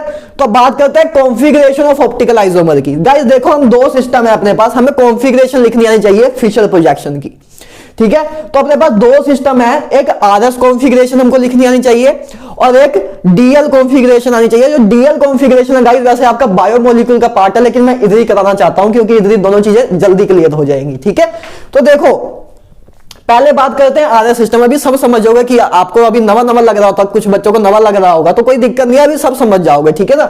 बस एक बार पूरी स्लाइड देख लेना, सब कुछ पुराना लगने लग जाएगा, ठीक है। तो आरएस सिस्टम देखो गाइस क्या होता है। तो आरएस कॉन्फ़िगरेशन लिखने के अपने स्टेप्स हैं गाइस, बहुत सिंपल स्टेप है, ठीक है, मैंने लिखे हैं। तो देखो फर्स्ट स्टेप क्या है, assign the priority of a group attach to chiral carbon. पहले क्या करो, काइरल कार्बन में, काइरल कार्बन से 4 ग्रुप लगे हुए हैं, काइरल कार्बन से 4 ग्रुप लगे होंगे, उसमें हर एक ग्रुप को प्रायोरिटी डिसाइड करो, हर एक ग्रुप को प्रायोरिटी दो। सीआईपी रूल करा चुका हूं ना, हमको प्रायोरिटी, आपको सब कुछ पता है कि सबसे पहले एटॉमिक वेट देखेंगे, एटॉमिक वेट जिसका ज्यादा हाई होगा उसकी प्रायोरिटी हाई देंगे, ऐसे ये चीजें करा चुका हूं ना, ये चीज तो अब क्लियर होगी, अभी जस्ट करा के हटा था। तो उस अकॉर्डिंग आपको नंबरिंग दे देनी है, उस अकॉर्डिंग नंबर दे देना है कि हाँ ये प्रायोरिटी में सबसे हाईएस्ट है, ए उसके बाद है, ए उसके बाद है, उसके बाद है, जिसका भी एग्जांपल तेरे कराऊंगा अभी। उसका देखो सेकंड स्टेप क्या है, अभी देख लो, बस एक बार स्टेप देख लो, उसके बाद इसको अप्लाई करके उसका फिर बताऊंगा कि अच्छा है देखो ऐसे अप्लाई हो रहा है, ठीक है। तो देखो गाइस सेकंड स्टेप क्या है, if lowest priority group is at vertical line then having and then moving 1 2 3, ठीक है ना, मूव करें 1 2 3 से, 1 से 2, 2 से 3 में। अगर हम क्लॉकवाइज मूव कर रहे हो तो उसको बोलेंगे आर, अगर हम एंटी क्लॉकवाइज मूव कर रहे हैं तो बोलेंगे एस कॉन्फ़िगरेशन, जिसको मुझे पता है अभी नहीं क्लियर हुआ होगा, अभी एग्जांपल करोगे तो क्लियर हो जाएगा, बस अभी देखो, ठीक है ना। एक बार बस बोल दूं अपने मुंह से कि उसके बाद आपको जब बताऊं तो आपको थोड़ा रिलेट करने के लगे। तो ऐसे देखो थर्ड पॉइंट देखो जल्दी जल्दी, उसके बाद फिर मैं ये बता दूं आपको, उसके बाद वापस फिर आता हूं आपको बताता हूं कि क्यों लिखा मैंने। देखो थर्ड पॉइंट क्या है, इफ लोएस्ट प्रायोरिटी ग्रुप, जैसे लोएस्ट प्रायोरिटी ग्रुप को हम फोर्थ नंबरिंग देते हैं ना, जैसे 4 ग्रुप है तो फर्स्ट नंबरिंग किसको देते हैं, जो हाईएस्ट प्रायोरिटी वाला हो। फोर्थ नंबरिंग किसको देते हैं, जो जिसकी लोएस्ट प्रायोरिटी हो। तो जब लोएस्ट प्रायोरिटी ग्रुप अगर हॉरिजॉन्टल लाइन पे हो, देखो ये हॉरिजॉन्टल लाइन है अपनी, देन मूविंग, और हम तब मूव करें 1 2 3, ठीक है ना। 1 2 3 में अगर क्लॉकवाइज मूव कर रहे हैं, 1 2 3 अगर क्लॉकवाइज मूव कर रहे हैं तो उसको बोलेंगे एस, अगर एंटी क्लॉकवाइज मूव कर रहे हैं तो उसे बोलेंगे आर, उसको बोलेंगे आर। अब बताता हूं कैसे ये चीज लग रही है, ठीक है। अभी तो 50% भी क्लियर नहीं हुआ होगा आई होप, ठीक है। तो अब बताता हूं आपको कैसे यूज हो रहा है। तो देखो गाइस एग्जांपल देखो अपने पास एग्जांपल है, इसमें देखो पहला काइरल कार्बन ए है। काइरल कार्बन क्यों है, देखो मतलब समझ रहे हो ना, ये जो मतलब ये इधर जो है इधर कार्बन है, समझ रहे हो ना, इधर कार्बन है, इधर कार्बन है ना, इधर कार्बन है, ठीक है ना, समझ रहे हो, इधर कार्बन की पोजीशन है। तो एक कार्बन है देखो गाइस, तो कार्बन देखो एक कार्बन एक बॉन्ड OH से बनाया है, एक H से बनाया है, एक COH से बनाया है और एक आगे जो नीचे इस कार्बन से बनाया हुआ है। तो चारों ग्रुप डिफरेंट ग्रुप लगे हुए हैं, तो yes it is a chiral carbon. पहली बात तो ये क्लियर है कि ये काइरल कार्बन है, क्यों, क्योंकि इस कार्बन ने चारों बॉन्ड डिफरेंट ग्रुप से बनाया है, एक इससे बनाया है, एक इससे और एक इससे। तो इसी तरह इसमें देखो इस कार्बन ने एक बॉन्ड ऐसे बना, एक बॉन्ड OH के साथ बनाया है, एक COH के साथ, एक H के साथ और एक इस ग्रुप, मतलब चारों ग्रुप डिफरेंट है। तो मतलब ये 2 कार्बन जो है अपने काइरल कार्बन है। ये तो नहीं है ना, ये तो देखो ये कार्बोक्सिलिक ग्रुप तो ऐसे होता है ना, C डबल बॉन्ड OH, तो और इसने एक आगे कार्बन से बॉन्ड बनाया है ना, इसने एक आगे तो देखो एक काइरल कार्बन तो है नहीं, क्योंकि इसने 3 ही बॉन्ड बनाए हैं। अपने को 4 डिफरेंट ग्रुप चाहिए, तो अपने काइरल कार्बन 2 ही हैं, ठीक है, काइरल कार्बन अपने 2 ही हैं, जो कि बहुत सिंपल सी बात है। तो देखो अब इसके कॉन्फ़िगरेशन लिखना सीखते हैं। तो देखो सबसे पहले हमने क्या करना है, सबसे पहले प्रायोरिटी असाइन करो। देखो अब इन पहले आप प्रायोरिटी डिसाइड करो, बताओ जल्दी। अब देखो इसने देखो 3-4 बॉन्ड बनाया, तो एक OH बनाया है, एक COH, एक H और एक कार्बन से। तो सबसे पहले प्रायोरिटी किसको मिलेगी? OH को मिलेगी ना, क्योंकि देखो इसने बॉन्ड किससे बनाया है? ऑक्सीजन से। इधर किससे बनाया है? कार्बन से। इधर भी बनाया है कार्बन से, इधर बनाया है हाइड्रोजन से। तो ऑक्सीजन का एटॉमिक वेट हाईएस्ट होता है, पता है ना। तो पहला मतलब जिसका एटॉमिक वेट हाई उसको प्रायोरिटी सबसे पहली। तो देखो सबसे पहला बॉन्ड इसने O से इसने देखो मतलब क्या सिंपल सी बात है, एक बॉन्ड O से बनाया है, एक H से बनाया है और 2 बॉन्ड कार्बन से बनाए हैं, 2 बॉन्ड कार्बन से बनाए। तो अपनी सबसे ज्यादा प्रायोरिटी मिलेगी ऑक्सीजन को, सबसे पहली प्रायोरिटी इसको मिल गई। क्लियर है। अब सेकंड देखो, अब सेकंड प्रायोरिटी किसको दे? देखो अब एक इसको तो हमने दे दी, अब 3 बॉन्ड रह गए, एक COH और एक A वाला ग्रुप और एक A वाला ग्रुप हाइड्रोजन। ठीक है। अब देखो इधर क्या है, अब इस कार्बन ने एक बॉन्ड बनाया है कार्बन से, और इस वाले का मतलब एक बॉन्ड बनाया है और एक कार्बन से। तो देखो अब मैंने आपको एक दूसरा पॉइंट भी लिखाया था मतलब CIP रूल में कि क्या होगा जब मतलब फर्स्ट एलिमेंट सेम आ जाए, फर्स्ट एलिमेंट सेम आ जाए तो सेकंड एलिमेंट पे मूव ऑन कर जाओ, सेकंड एलिमेंट पे मूव ऑन कर जाओ। तो अब देखो अपना देखो जब हम इसका पहले फर्स्ट प्रायोरिटी तो इसको दे दी हमने, अब सेकंड थर्ड में किसको क्या दे उसकी बात कर रहे हैं। तो देखो इधर कार्बन है, तो इसने एक बॉन्ड इधर इस कार्बन से बनाया है, एक बॉन्ड इस कार्बन से बनाया। तो पहले एलिमेंट्स तो डिसाइड नहीं कर सकते कि किसको प्रायोरिटी दे, तो अब नेक्स्ट कार्बन पे मूव ऑन करो। तो देखो इसने क्या किया, इसका देखो कैसे बॉन्ड है, C डबल बॉन्ड O है ना, ये ऐसा ही है ना, C डबल बॉन्ड O और OH, देखो C डबल इसका ऐसा ही है ना, C double bond O OH। तो एक ग्रुप ऐसा ही है। तो ये अब हम क्या कर, अब हमने क्या किया, सेकंड ग्रुप एटम से मूव किए। पहले देखो फर्स्ट एटम से तो सेम ही थे, क्योंकि इसने मतलब ए कार्बन का जो ए बॉन्ड था ए भी कार्बन से कनेक्ट था, ए कार्बन का ए मतलब इस कार्बन का जो ए बॉन्ड था ए भी कार्बन से कनेक्ट था। तो अब हम सेकंड एलिमेंट्स पे मूव करेंगे, सेकंड एलिमेंट पे मूव करेंगे। तो इस ग्रुप का सेकंड एलिमेंट क्या होगा, देखो इस एलिमेंट का सेकंड ग्रुप है या तो ए डबल बॉन्ड O या OH। ठीक है। और इस एलिमेंट का क्या है, देखो एक तो OH है, तो चलो ये तो न्यूट्रलाइज हो गया, OH न्यूट्रलाइज हो गया। ठीक है कि इसने भी एक बॉन्ड OH से बनाया है, इसने भी एक बॉन्ड OH से बनाया है। अब लेकिन देखो इसका दूसरा बॉन्ड किससे बना है, C से, एक और इसने एक बॉन्ड बनाया है C से और एक H से बनाया। लेकिन इसने अपने तीनों बॉन्ड देखो, तीनों बॉन्ड ऑक्सीजन से बनाए हैं।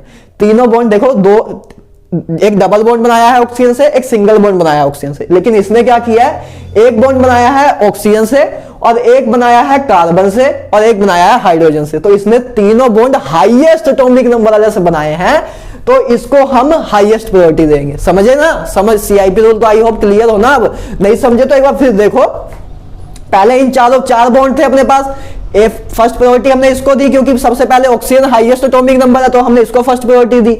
अब बात रहेगी कि सेकंड पोजीशन प्रायोरिटी किसको दे और थर्ड प्रायोरिटी किसको दे। तो देखो अब सेकंड थर्ड में क्या प्रॉब्लम थी कि पहला कार्बन सेम आ रहा था, तो आपको देखो CIP रूल को आगे एक्सटेंड करना पड़ेगा कि जब फर्स्ट एलिमेंट सेम आ जाए तो नेक्स्ट एलिमेंट को देखना स्टार्ट करो। तो इसके नेक्स्ट एलिमेंट क्या है, एक डबल बॉन्ड ऑक्सीजन इधर और एक OH इधर, और इधर क्या है इस कार्बन के नेक्स्ट एलिमेंट क्या है, एक OH, एक हाइड्रोजन और एक COH। तो देखो इसका एक OH है, तो इसने भी एक OH बनाया है। तो चलो ये चीज तो ठीक है, एक चीज तो ठीक हो गई कि देखो मतलब इस कार्बन से, देखो यार सिंपल सी बात है, क्लियर, एक बार मन शांत रखो। आई पहली बस एक एग्जांपल समझने में टाइम लगेगा, उसके बाद बहुत धड़ाधड़ आप लिख दोगे, कोई दिक्कत नहीं आएगी। ठीक है ना, आराम से बस एक बार आंखें बंद करो, फिर से एक बार मन शांत करो, क्योंकि मैं कॉन्सेप्ट ज्यादा दे रहा हूं तो हो सकता है डाइजेस्ट कम हो रहा हो। ठीक है ना, तो इसलिए आप 5 मिनट का नैप लो, उसके बाद फिर कंटिन्यू करो। ठीक है ना, तो पोस्ट लेके एक बार नैप ले लो 5 मिनट का। क्लियर हो रहा है कि नहीं, फिर से भूल गए कि स्टार्टिंग से बताऊं। देखो एक बार फिर से स्टार्टिंग से देखो, बहुत मजा आएगा, बिल्कुल भी डरना ना। मुझे फील हो जाता है कि किसी बच्चों को शायद कंफ्यूजन हो ही हो, तो उसके लिए मैं फिर से बता रहा हूं, क्योंकि मैं एज ए टीचर मुझे पता लग जाता है कि कभी समझ नहीं आया होगा। तो देखो फिर से देखो, स्टार्टिंग से देखो। सबसे पहली बात तो एक क्लियर है, देखो इस कार्बन ने 3-4 बॉन्ड बनाए हैं, एक OH, एक H, एक COH और एक इस कार्बन से। तो देखो इसने एक बॉन्ड बनाया कार्बन से, एक बनाया ऑक्सीजन से, एक हाइड्रोजन से, एक कार्बन से। तो ऑक्सीजन का एटॉमिक नंबर सबसे हाईएस्ट है, एटॉमिक वेट सबसे हाईएस्ट, सबसे पहली प्रायोरिटी तो इसको मिली। उसके बाद सेकंड ग्रुप और सेकंड एंड थर्ड पोजीशन किसको दें? तो देखो इसने, अब देखो इसका जो सेकंड ए वाला ग्रुप है, इसमें फर्स्ट एटम क्या है? कार्बन। इसका भी फर्स्ट एटम क्या है? कार्बन। इसका भी फर्स्ट एटम है कार्बन। उसका फर्स्ट दोनों सेम थे, तो हम नेक्स्ट ग्रुप पे, नेक्स्ट चीज पे मूव करें। इस कार्बन ने देखो अपना एक बॉन्ड बनाया है OH से, इस कार्बन ने देखो, और इस कार्बन ने भी क्या किया है? एक बॉन्ड बनाया है अपना OH से। तो ये चीज तो अभी भी हम अपना काम हुआ नहीं, क्योंकि अभी भी हम प्रायोरिटी ऑर्डर डिसाइड नहीं कर पा रहे हैं। अब फिर हम और आगे मूव किए, इसने उसके बाद एक बॉन्ड बनाया है एक बॉन्ड बनाया है सी से, कार्बन से, लेकिन इसने एक बॉन्ड और बनाया है ऑक्सीजन से। तो हाँ, आप डिसाइड कर सकते हैं, क्योंकि इसने एक बॉन्ड बनाया है सी से, इसने बनाया है ऑक्सीजन से, इसने हाईएस्ट एटॉमिक वेट से बनाया है अपना बॉन्ड, इस करके इसको हाईएस्ट प्रायोरिटी देंगे, इसको हाईएस्ट प्रायोरिटी देंगे। आई होप अब तो क्लियर हो, ठीक है ना? नहीं तो अभी और करेंगे तो और क्लियर हो जाएगा, ठीक है? तो अपनी सेकंड प्रायोरिटी इसको मिलेगी, और थर्ड प्रायोरिटी इसको मिलेगी, फोर्थ इसको मिलेगी, क्योंकि देखो कार्बन का एटॉमिक वेट ज्यादा होता है हाइड्रोजन से, तो थर्ड प्रायोरिटी इसको मिलेगी, फोर्थ इसको मिलेगी। तो अब देखो हम क्या करेंगे उसके बाद। देखो पहली बात तो नंबरिंग प्रायोरिटी ऑर्डर स्टार्ट हो गया, प्रायोरिटी हमने कर ली। उसका देखो, अब देखो आपका, देखो गाइस एक चीज ये भी देख लो, देखो जो वर्टिकल लाइन होती है आपकी, वो बिलो द प्लेन होती है। वो क्या होती है? Below the plane. Vertical line जो होती है आपकी बिलो द प्लेन होती है, एंड जो हॉरिजॉन्टल लाइन होती है आपकी फिशर प्रोजेक्शन में, वो अबव द प्लेन होती है, वो अबव द प्लेन होती है, ठीक है? तो जब लोएस्ट प्रायोरिटी ग्रुप, देखो लोएस्ट प्रायोरिटी ग्रुप जब हॉरिजॉन्टल लाइन में हो, लोएस्ट प्रायोरिटी ग्रुप जब अबव द प्लेन हो, मतलब अपनी औकात से बाहर जा रहा है, एक तो लोएस्ट प्रायोरिटी में भी है, ऊपर से अबव द प्लेन भी बैठा है। वैसे मैं याद करने का तरीका बता रहा हूं, ठीक है ना, कि आपको कंफ्यूजन ना क्रिएट हो। तो लोएस्ट प्रायोरिटी ग्रुप जब अपनी औकात से बाहर जाए, तब उसमें हम उल्टा काम करेंगे। देखो जैसे जब lowest priority group vertical line पे हो, मतलब बिलो द प्लेन हो, तो मतलब अपनी औकात पे ही है, तो बिलो द प्लेन हो तो क्लॉकवाइज आर, क्लॉकवाइज से आप क्या याद रख सकते हो? राइट। आर मतलब राइट, वैसे याद रख सकते हो कि क्लॉकवाइज मतलब आर, तो क्लॉकवाइज मतलब आर।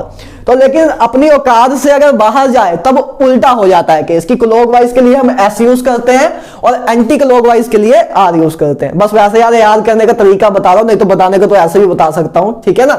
तो जब लोएस्ट प्रायोरिटी ग्रुप अपनी औकात में हो, ठीक है, तो क्लॉकवाइज को आर बोलते हैं। तो और अपनी औकात से बाहर जा रहा हो तो काम हमें उल्टा कर देना है, क्लॉकवाइज के लिए एस यूज कर देंगे, एंटी क्लॉकवाइज के लिए इधर एस था, इधर एंटी क्लॉकवाइज के लिए आर हो जाएगा। देखो अब क्या किया हमने, प्रायोरिटी ऑर्डर डिसाइड कर लिया था। तो अब देखो देखो अब हमने क्या किया, देखो लोएस्ट प्रायोरिटी ग्रुप अपना कहां है? हॉरिजॉन्टल लाइन में, मतलब अपनी औकात से बाहर है, तो उल्टा काम होगा। पहले देखो 1 से, देखो हमने क्या करना है, 1 2 से पहले 1 से 1 2 3 पे मूव करेंगे, 1 से 2 2 से 3 मूव करेंगे। तो देखो 1 ए था, 2 ए था, 3 ए था, तो 1 से 2 से 3 मूव किए। देखो 1 2 3 ऐसे मूव किए, अपना 3 था, ये थर्ड प्रायोरिटी ग्रुप में आता था, तो अपना 1 2 3 से मूव किए। तो कैसी रिएक्शन आई? Anti clockwise. देखो क्लॉकवाइज ऐसे होती है, क्लॉकवाइज ऐसे होती है, एंटी क्लॉकवाइज ऐसे होती है, तो कैसी डायरेक्शन है? Anti clockwise. तो एंटी क्लॉकवाइज के लिए औकात से बाहर वाले केस में क्या होगा? एस होगा, एस होगा। तो इसकी कॉन्फ़िगरेशन आ गई। देखो एंटी क्लॉकवाइज के केस में क्या होगा? आर होगा, सॉरी मिस प्रिंट हो गया। एंटी क्लॉकवाइज के केस में आर होगा, तो इधर आपकी आर कॉन्फ़िगरेशन आ गई। ऐसे लिखते हैं कॉन्फ़िगरेशन, ठीक है ना। जैसे अब देखो सेकंड कार्बन, देखो जैसे अब इसकी कॉन्फ़िगरेशन लिखते हैं, तो इसकी कॉन्फ़िगरेशन क्या आएगी? देखो फर्स्ट प्रायोरिटी तो इसको ही मिलेगी, क्योंकि देखो इसने एक बॉन्ड बनाया कार्बन से, एक बनाया कार्बन से, एक ऑक्सीजन से और एक हाइड्रोजन से। तो फर्स्ट प्रायोरिटी तो ऑक्सीजन को मिलेगी, क्योंकि हाईएस्ट एटॉमिक नंबर है, तो सबसे पहली प्रायोरिटी तो इसको मिल गई। और सेकंड थर्ड में किसको मिलेगी? सेकंड थर्ड में देखो गाइस इसी को मिलेगी, सेम वैसा ही केस है। देखो सेकंड प्रायोरिटी इसको मिलेगी, थर्ड प्रायोरिटी ऐसी इसको मिलेगी, सेम वही केस है जो मैंने आपको पहले कराया था। तो 1 2 3। तो अब देखो हम कैसे मूव कर रहे हैं? अब मूव कर रहे हैं क्लॉकवाइज, अब मूव कर रहे हैं क्लॉकवाइज, ऐसे अब क्लॉकवाइज मूव कर रहे हैं ना, ऐसे क्लॉकवाइज मूव कर रहे हैं। तो क्लॉकवाइज मूव कर रहे हैं, तो और अपना लोएस्ट प्रायोरिटी ग्रुप अगर कहां हो? औकात से बाहर हो, तो क्लॉकवाइज के लिए वैसे हम क्या यूज करते थे? आर। लेकिन अगर अपने औकात से बाहर हो जाए तो यूज करेंगे, क्या यूज करेंगे? एस। तो इसलिए इस काइनल कार्बन की कॉन्फ़िगरेशन आई एस। और गाइज आपको ऐसे मतलब ऐसे ही पूछ सकते हैं कि पूरे जो अपना पूरा कंपाउंड है इसकी कॉन्फ़िगरेशन क्या होगी। तो पूरे कंपाउंड के गाइज कभी कभी कॉन्फ़िगरेशन भी आ जाती है। जैसे तो हमने जो निकाली है एक कार्बन की निकालिए कि इस कार्बन की कॉन्फ़िगरेशन आर है, इसकी एस है, लेकिन पूरे कंपाउंड की अगर मान लो इस पूरे कंपाउंड की कॉन्फ़िगरेशन आपसे पूछ लें तो क्या होगी गाइस? देखो जैसे काउंटिंग करते हैं, जैसे हम आईयूपीएसी में काउंटिंग करते हैं तो इधर से काउंटिंग स्टार्ट करेंगे या तो इधर से करेंगे, क्योंकि ग्रुप से स्टार्ट करते हैं, पेरेंट चेन अपनी यही है। तो देखो 1 2 3 4 ऐसे है ना, नंबरिंग ऐसे देंगे ना 1 2 3 4, ठीक है ना, ऐसे नंबरिंग देते हैं आईयूपीएसी में पेरेंट चेन को। तो देखो गाइस इसकी कॉन्फ़िगरेशन क्या होगी पूरे कंपाउंड की? 2R 3S 2R3S। देखो 2 सेकेंड पोजीशन पे R, थर्ड पोजीशन पे S, तो इसकी कॉन्फ़िगरेशन होगी 2R3S, ठीक है। ये आपकी कॉन्फ़िगरेशन होगी पूरे कंपाउंड की। ये तो हमने लिखी काइरल कार्बन की, इस कार्बन की, लेकिन पूरे कंपाउंड की आप ऐसे रिप्रेजेंट करते हो, ठीक है। क्लियर है? तो आई होप अभी तक क्लियर हो गया हो। बहुत टाइम दे दिया यार, इतना टाइम देना नहीं चाहिए था, लेकिन मुझे ऐसा फील हुआ कि शायद किसी बच्चे को कंफ्यूजन हुई हो, अभी क्लियर ना हुआ हो, तब करके मैंने एक बार फिर से रिपीट कर दिया, ज्यादा टाइम दे दिया। तो जो बच्चे बोर हुए हो तो माफ करना, ठीक है। तो चलो अब बात करते हैं गाइस इसको भी आगे, और अपने नेक्स्ट लेक्चर में भी आगे चलेंगी ये चीजें, ठीक है ना। अभी ये चीज बाद में बताता हूं, थोड़ा ये चीज बाद में बताता हूं। तो देखो डीएल, अब बात करते हैं डीएल सिस्टम की। डीएल सिस्टम जो कि बायोमोलिक्यूल्स, अमाइनो एसिड, इन कार्बोहाइड्रेट्स, अमाइनो एसिड, इन सब चीजों में यूज होता है, जिसको हम बायोमोलिक्यूल्स में देखेंगे वैसे तो, लेकिन इधर ही कराता हूं। तो देखो इसका रूल क्या है? On highest IUPAC numbered chiral carbon, highest guys, इसको या तो आप ऐसे भी लिख सकते हो कि second last carbon, second last carbon में देखो, अभी दिखाता हूं। देखो जब OH ग्रुप जो है अपना, OH ग्रुप जब अपना राइट हैंड साइड पे हो तो उसको बोलते हैं डी कॉन्फ़िगरेशन, उसको बोलते हैं डी कॉन्फ़िगरेशन। और जब अपना जो OH ग्रुप अगर लेफ्ट हैंड साइड में हो तो उसको बोलते हैं L configuration. Left hand side से याद रख सकते हो कि एल मतलब लेफ्ट साइड में अगर OH हो तो उसको बोलते हैं एल कॉन्फ़िगरेशन, एंड OH में हो, OH ग्रुप अगर राइट साइड में हो तो उसको बोलते हैं डी। अब देखो इसको बताता हूं कैसे होगा। जैसे एग्जांपल देखो, मैंने 2 एग्जांपल लिए, एक डी ग्लूकोस एक एल ग्लूकोस, डी ग्लूकोस एक एल ग्लूकोस एग्जांपल लिए मैंने। तो इसको देखो, इसमें देखो जब मैंने आपको ऐसे क्या लिखा है, on highest IUPAC numbered chiral carbon. Highest IUPAC number chiral carbon कौन है? इधर देखो नंबरिंग स्टार्ट करो, इसकी नंबरिंग क्या होगी? 1, देखो इसकी नंबरिंग क्या होगी? 1 2 3 4 5 6, ऐसे अपनी नंबरिंग होगी, ऐसे अपनी नंबरिंग होगी, ठीक है ना, क्योंकि नंबरिंग एल्डिहाइड से स्टार्ट करेंगे ना। एल्डिहाइड का हाईएस्ट प्रायोरिटी आईयूपीएसी नंबरिंग ऐसी होगी ना, अल्कोहल से तो नहीं करोगे ना, प्रायोरिटी तो हाईएस्ट प्रायोरिटी वाला फंक्शनल ग्रुप से करोगे। तो देखो अपना, अब मैंने क्या लिखा? On highest IUPAC numbered chiral carbon. अब देखो इधर हाईएस्ट प्रायोरिटी वाला काइरल, हाईएस्ट नंबर वाला काइरल कार्बन कौन सा है? ए है? नहीं, एक काइरल कार्बन नहीं है, इसने देखो 2 बॉन्ड हाइड्रोजन सी बनाए हैं, तो एक काइरल कार्बन अपना नहीं है, अपना काइरल कार्बन ए ही है, अपना काइरल कार्बन ए ही है। तो हाईएस्ट नंबर कितना है काइरल कार्बन का? 5। ये सारे, ये देखो ए भी अपना काइरल कार्बन है, A B A B A B, लेकिन ए भी नहीं है काइरल कार्बन, ए भी नहीं है। तो highest IUPAC numbered chiral carbon, जब on highest priority IUPAC number chiral carbon, तो हाईएस्ट प्रायोरिटी वाले काइरल कार्बन पे जब अपना OH ग्रुप अपना राइट हैंड साइड हो तो उसको हम कहेंगे डी कॉन्फ़िगरेशन, उसको बोलेंगे डी कॉन्फ़िगरेशन। तो यही बस डीएल कॉन्फ़िगरेशन है। और जब हाईएस्ट प्रायोरिटी ग्रुप पे जब लेफ्ट साइड में हो, OH ग्रुप, तो उसको बोलते हैं एल ग्लूकोज, उसको बोलते हैं एल कॉन्फ़िगरेशन। एक ग्लूकोज की आपके गाइस मतलब स्ट्रक्चर है, फिशर प्रोजेक्शन है, जिसको मैं आपको बायोमोलिक्यूल में याद करना सिखाऊंगा, तो अभी कोई याद करने की जरूरत नहीं है खास, ठीक है ना। और ठीक है, पहली बात तो ये चीज क्लियर है। अब एक चीज आपको और बतानी है, इसकी कॉन्फ़िगरेशन लिख दो, आरएस कॉन्फ़िगरेशन लिखो एक बार पॉज करके, क्या बनेगी? देखो प्रायोरिटी ऑर्डर डिसाइड करो। देखो सबसे पहले प्रायोरिटी इसको मिलेगी, सबसे पहले, अब मैं देखो तेजी से करूंगा, फर्स्ट प्रायोरिटी इसको मिलेगी, सेकंड इसको मिलेगी, ठीक है, सेकंड इसको मिलेगी, एंड थर्ड किसको मिलेगी? थर्ड इसको मिलेगी, है ना। पहले इसको मिलेगी, फिर इसको मिलेगी, फिर इसको मिलेगी। क्लियर है? ठीक है। तो अपनी ऐसे हम कहां से कहां मूव कर रहे हैं? 1 2 3 ऐसे मूव कर रहे हैं, ऐसे मूव कर रहे हैं 1 2 3। कैसे मूव कर रहे हैं? Anti clockwise, anti clockwise move कर रहे हैं। और एच कहां है? औकात से बाहर, हॉरिजॉन्टल लाइन पे है। तो हम कैसे मूव कर रहे हैं? Anti clockwise. तो एंटी क्लॉकवाइज के लिए आर कॉन्फ़िगरेशन, एंटी क्लॉकवाइज के लिए आर कॉन्फ़िगरेशन, ठीक है ना। ऐसे ही आप गाइस सब लिख सकते हो, ठीक है। मैं चलो एक और बता देता हूं। देखो इसकी बता देता हूं, ये तो जस्ट उसका उल्टा है। तो देखो अब इस काइरल कार्बन के प्रायोरिटी ऑर्डर देखो, इस काइरल कार्बन के लिए ग्रुप का प्रायोरिटी ऑर्डर देखो। तो सबसे फर्स्ट प्रायोरिटी मिलेगी इसको, सबसे फर्स्ट प्रायोरिटी मिलेगी इसको और सबसे लास्ट इसको मिलेगी, तो फिक्स है।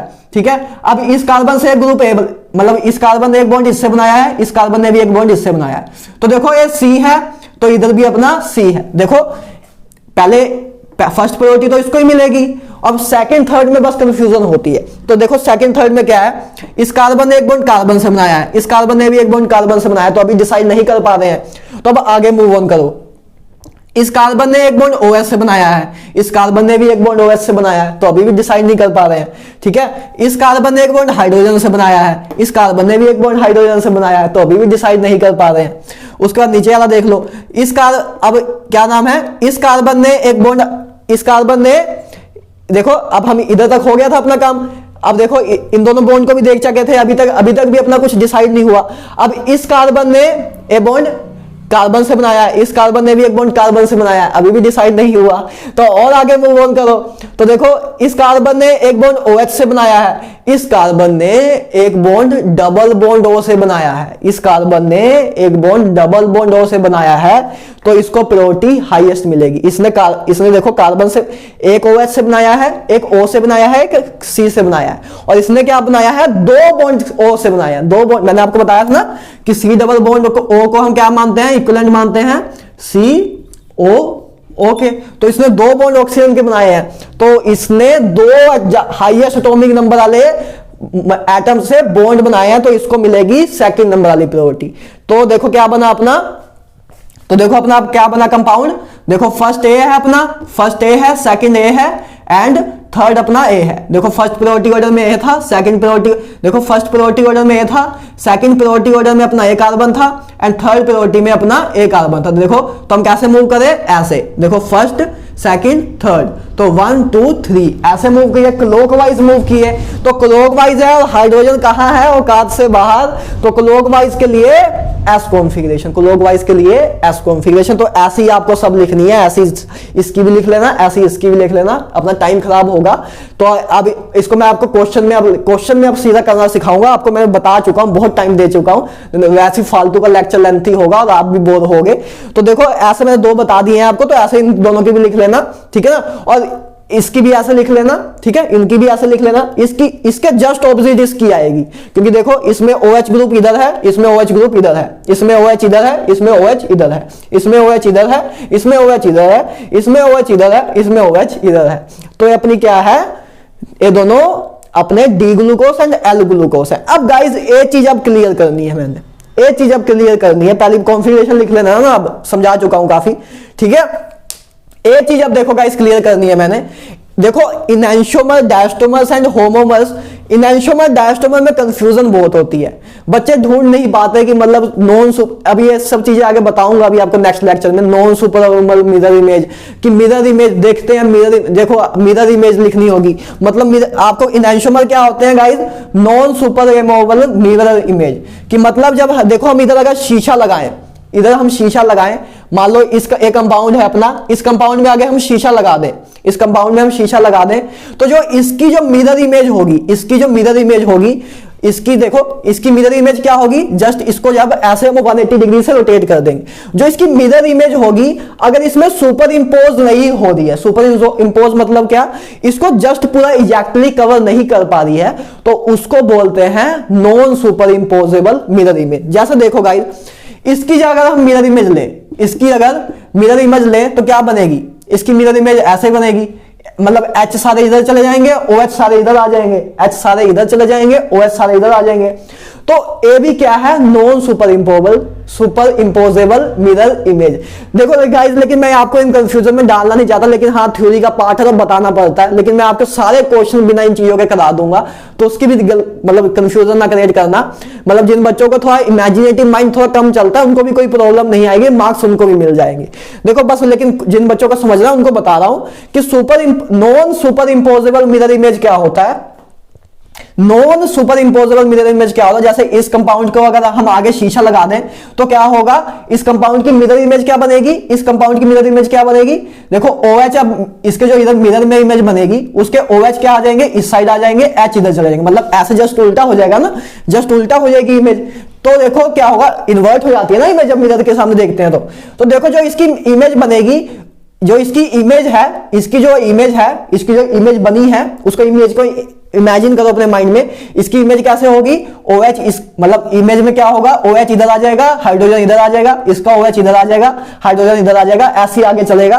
तो जो अपनी मिरर इमेज बनेगी, अगर उसको उठा के हम इस पे रख दें, उसको उठा के हम इस पे रख दें और इन सबको पूरा कवर कर ले, मतलब कवर करने का मतलब क्या, सुपर इंपोज कर ले, मतलब क्या कि जब हम इधर रख इसकी मिरर इमेज को उठा के जब इधर रखें तो ऐसा हो कि हाइड्रोजन के ऊपर ही हाइड्रोजन आ जाए, CHO के ऊपर ही CHO आ जाए, OH के ऊपर ही OH आ जाए, इधर भी OH के ऊपर ही OH आ जाए, मतलब हर एक एलिमेंट सुपर इंपोज हो जाए, मतलब उसके ऊपर सेम एटम कवर हो जाए, तब उसको बोलते हैं सुपर इंपोजेबल इमेज। लेकिन इधर देखो, जब इसकी जो मिरर इमेज होगी,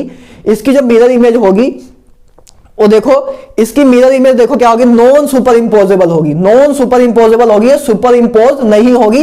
लेकिन मैं आपको बता रहा हूं कि उन चीजों के कंफ्यूजन में ना पड़ना, उससे आराम से भी आपके क्वेश्चन हो जाएंगे, क्योंकि आपके पास इतना टाइम होगा कहां कि पहले आप मिरर लगाओ, इसकी इमेज घुमाओ, उसके बाद उसमें लगा के देखो, इतना टाइम तो है नहीं, इतने में तो बर्बाद हो जाओगे, ठीक है ना। तो इसलिए मैं उसके आपको कंसेप्ट कराऊंगा, कि आपको बताऊंगा, मैं ट्रिक बताऊंगा कि आपको कैसे करना है।